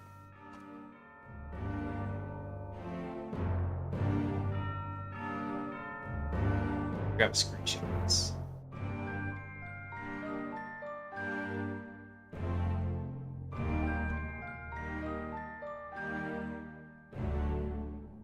I'm gonna go drop this on the Discord real quick.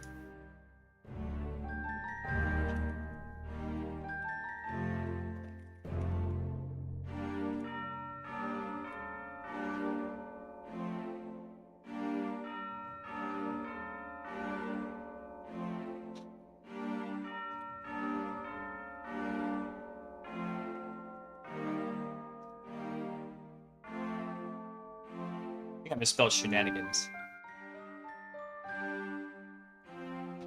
There we go.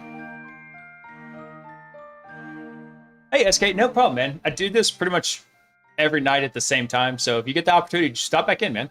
Appreciate it. Thanks for stopping in. I really appreciate it, because I like answering questions and helping folks. And plus, answering those questions makes me think harder about what we're doing, so... Alright, you know what I'm going to do is I'm going to kill these sessions. I'm going to exit and remove. Exit. Remove. I'll ask all the crazy questions. Bring it! Vanessa, yeah, I use Greenshot. I love Greenshot, and a lot of my coworkers are like real big on crap. What is that other tool? Can't remember. It's another screenshotting tool, but I hate it. And they're like, "Hey, we're gonna get a license for everybody." I was like, "Save your money. I don't want it. I don't want it." Yeah, exactly. I want something simple. I don't want something that has like its own built-in editor and its own like gallery. I was like, no, I'm gonna throw my shit in OneNote, and then I'm gonna take it over to MS Paint to highlight it, and then I'm gonna put it in the report. I don't think it was Flame Shot. I forget what it was, but I hated it. All right. So now that my curiosity is assuaged there, we can actually use this for getting our diamond ticket.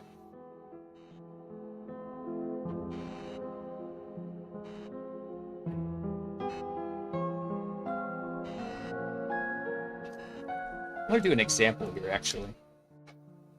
So it might be like administrator, should be 500. Group CSV would be like copy. Why won't you copy?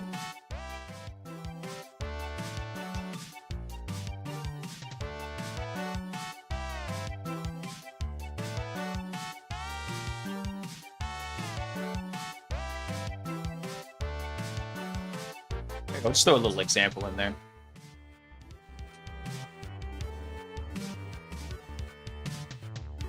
Okay, so let's see. I don't think there's actually anything special we need to do here, except add the SIDS parameter.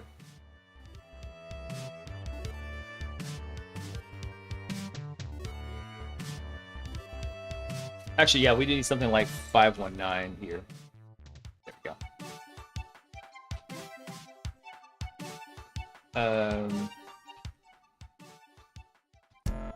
Yeah, let's do this enterprise admin example.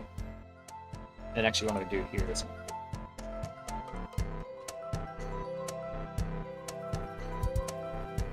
I'm going to drop this down to another line. There we go. Cool. I think once we get this diamond ticket working, we'll probably call it a night there, because I usually try to wrap up around 11 Central, and I failed miserably at it. But this was like the last thing in this particular section I wanted to kind of get done. So we need to add, we need the groups, and then we need the SIDS. That's what we need. What did we call that previously? We called it the history sieve. That's right. Okay, cool. So we need to go increment this value by 1 because we're taking 1 extra parameter. And then after the groups, we need the history sieve. This is going to change to 5. I'm back, baby. I'm back, baby. I love Bender. Hey, Stealth. I was bad-mouthing you while you were gone. Were your ears burning?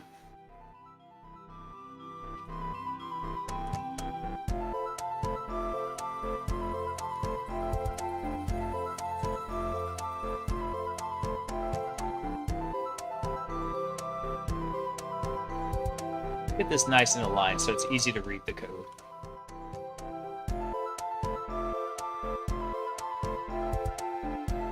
I missed half the stream dealing with my APT. Oh no. Emotionally persistent teenager. Dude, that's what happened. I mean, dude, that's what happened Saturday, right? So for my new folks in the stream, the APT, at least for me, is my aggressively persistent toddler. And Saturday, he was not feeling well, and he just kept getting up, and I kept having to excuse myself from the stream to go take care of him. My wife is usually passed out by this time of night, and so I didn't want to wake her up. At least one of us needs to be well rested. I called dibs on sleep deprivation, so. Yeah, so let's see if we can get this diamond ticket to work real quick. And then, yeah, it was. Dude, he kept me up till 1:30 in the morning, and then I've got to get up at like 6 in the morning to start getting the day going on Sundays, so it was long. All right, I think this is everything we needed, actually. No, I'm wrong here, because we need to do a couple other things. Okay, we already have the TGT delegate in here. We have our ticket user ID, our groups, curb key. All right, so we need to inject one more parameter in here, and that's going to be the SIDs, which is going to be our SID history. History SID, bam. And that actually should do it right there. Awesome. Let's save this and reload it, and we'll see if it's looking decent. So we'll do this again from DC2 here. So let's go ahead and rev to self. And then let's do, what do we do? Trust.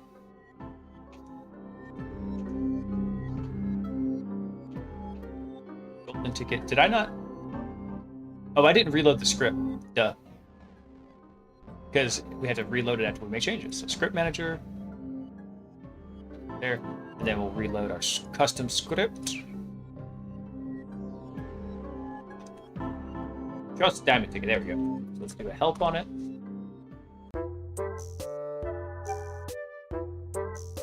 I think I missed something in here though. Ticket user, ticket, grid, groups, history, SID. Actually, no, that should be it right there.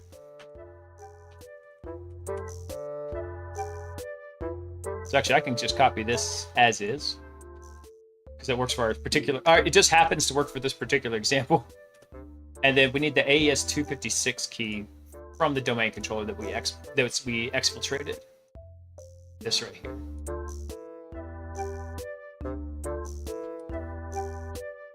Go. And then drop this right here. Let's see if this works. I just noticed you fork bombed me, Vanessa. How rude. Rude. Hey, Linux, what's up, man? How's your night going? Let's try. How far back can we go? That's about it. Okay. Kerberos, create net only. All right, what do we need? We need a program, so we'll do command exe. I think it's domain, dev, user, need a lamp. Doesn't matter. None of this matters. I was being a wascally wabbit. Be very, very quiet. I'm hunting wabbits. Oh. Alright, let's see if our diamond ticket works. Ew. Cool, so our diamond ticket worked.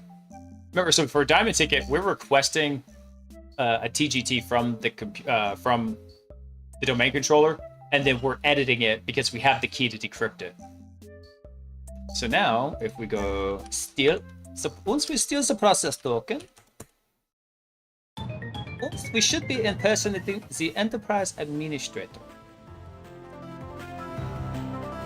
Let's try DC tap 1 done. Cyber. Got it. Go. C drive. Boom. And then if we try to jump with, I'm gonna try WMI again. Actually, no, I'm gonna try PS because it was working. DC 1, cyber, body, go. And we'll jump with just SMB.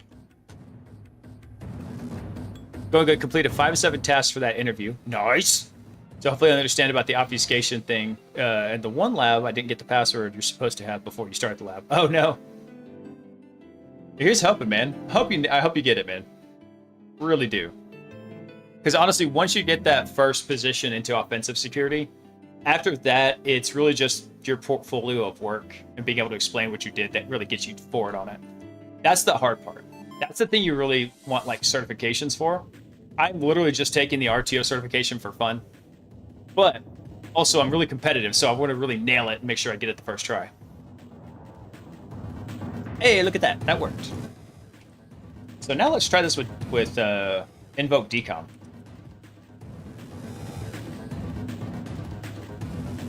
I think it's Invoke Tech Decom. That's what we called it.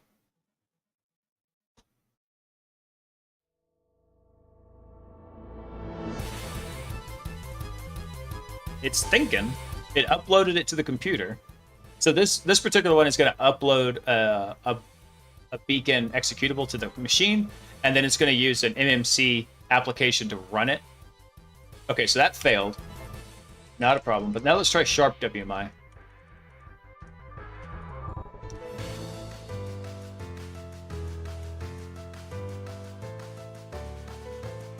I hated that in post-secondary school. Getting an assignment without the credentials needed to do it. Yeah. Oh wait, did Sharp WMI work? Hey, look at that. Yeah. So this is something important to notice. Notice how one of us has the user administrator and the other one has system. This is the one we did with PS exec. PS exec always runs in the context of the system. WMI though runs in the context of the user in the TGT or in the TGS. So in this case, it ran as administrator. But don't matter. We got admin. And now that y'all have been subjected to my horrible, horrible dancing. Let's call it a night there. Let me do something real quick. So I'm going to go upload all the changes we made to the GitHub.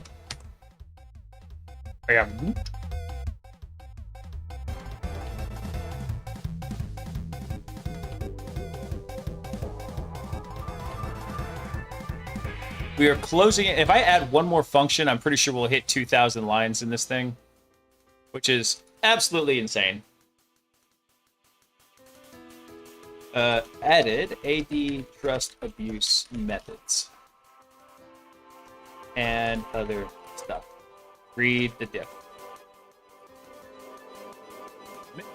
There we go. So if anybody wants to take a look at not 19,000 and 1,900, we're closing it on 2,000 though. If anyone gives a damn, there is the GitHub repo with the script that we've been working on. Caution. A virus has been detected. Salty Demon 86 virus detected in the network. Hey baby, hey shit, hey Dev. I almost said hey shit. Hey Dev. God, I'm so tired. I was actually just about to find somebody to raid out to, Salty. Salty here, let me do my shout out for you, my dude. Salty is my Marine Corps brother from another mother that we do the mentoring stream with on Tuesdays and Thursdays. So we're teaching him how to do some of the hackings. Yeah, love Salty. So, oh my god, I didn't actually expect to be up this late, man. How are you doing, dude? Our shirts came in. Oh, nice. Let me know how much I owe you for the shipping on it, because I can't wait. All right, done with this, done with this. Let me turn the lab off, because if I leave it on, I'll just waste all my remaining lab time. We're stopped. Stop. Down. All right, so let's look at InfoSec streams. Oh, DJ Chateau is still on. Nice.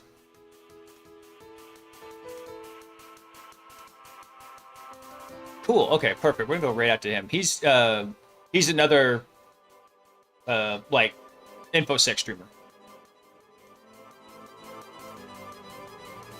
You got me too? Aw, you do love me.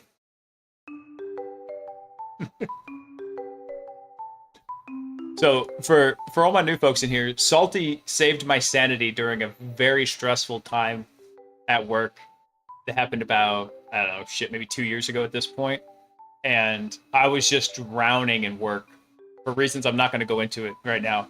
And this fool would just stay up till all sorts of hours of the night playing video games with me to de-stress. Dude, I could use a tank top because like I got the farmer's tan like going hard right here.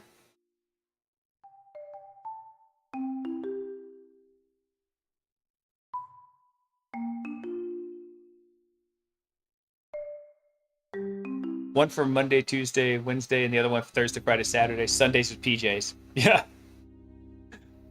Exactly. I wish at least I had one day for PJs.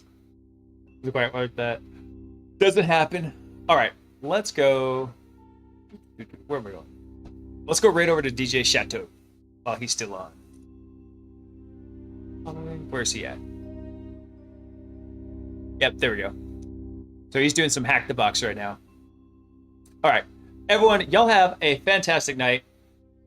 Thanks for hanging out, asking the questions because I like answering them, and especially explaining this stuff helps me learn it even better too. So it's fantastic. Salty, you gonna be good for tomorrow night, man?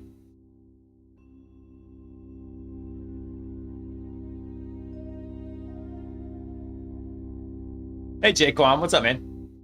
All right, cool. So we're gonna be doing Try Hack Me with Salty tomorrow night, and just going over basics. So it's a great stream, especially if you're new to security, and even if you're not, it's cool to kind of see, hey, you know, this is where I started too. I'm gonna grow. It's a fun time. So Salty likes to think he's dumb, but he's not. He just isn't educated in this stuff yet. We're getting him that education. You start your what? Hold on. I'll talk to you after I raid out here because you didn't tell me you were starting a second job. Anyway, let me get the raid kicked off here.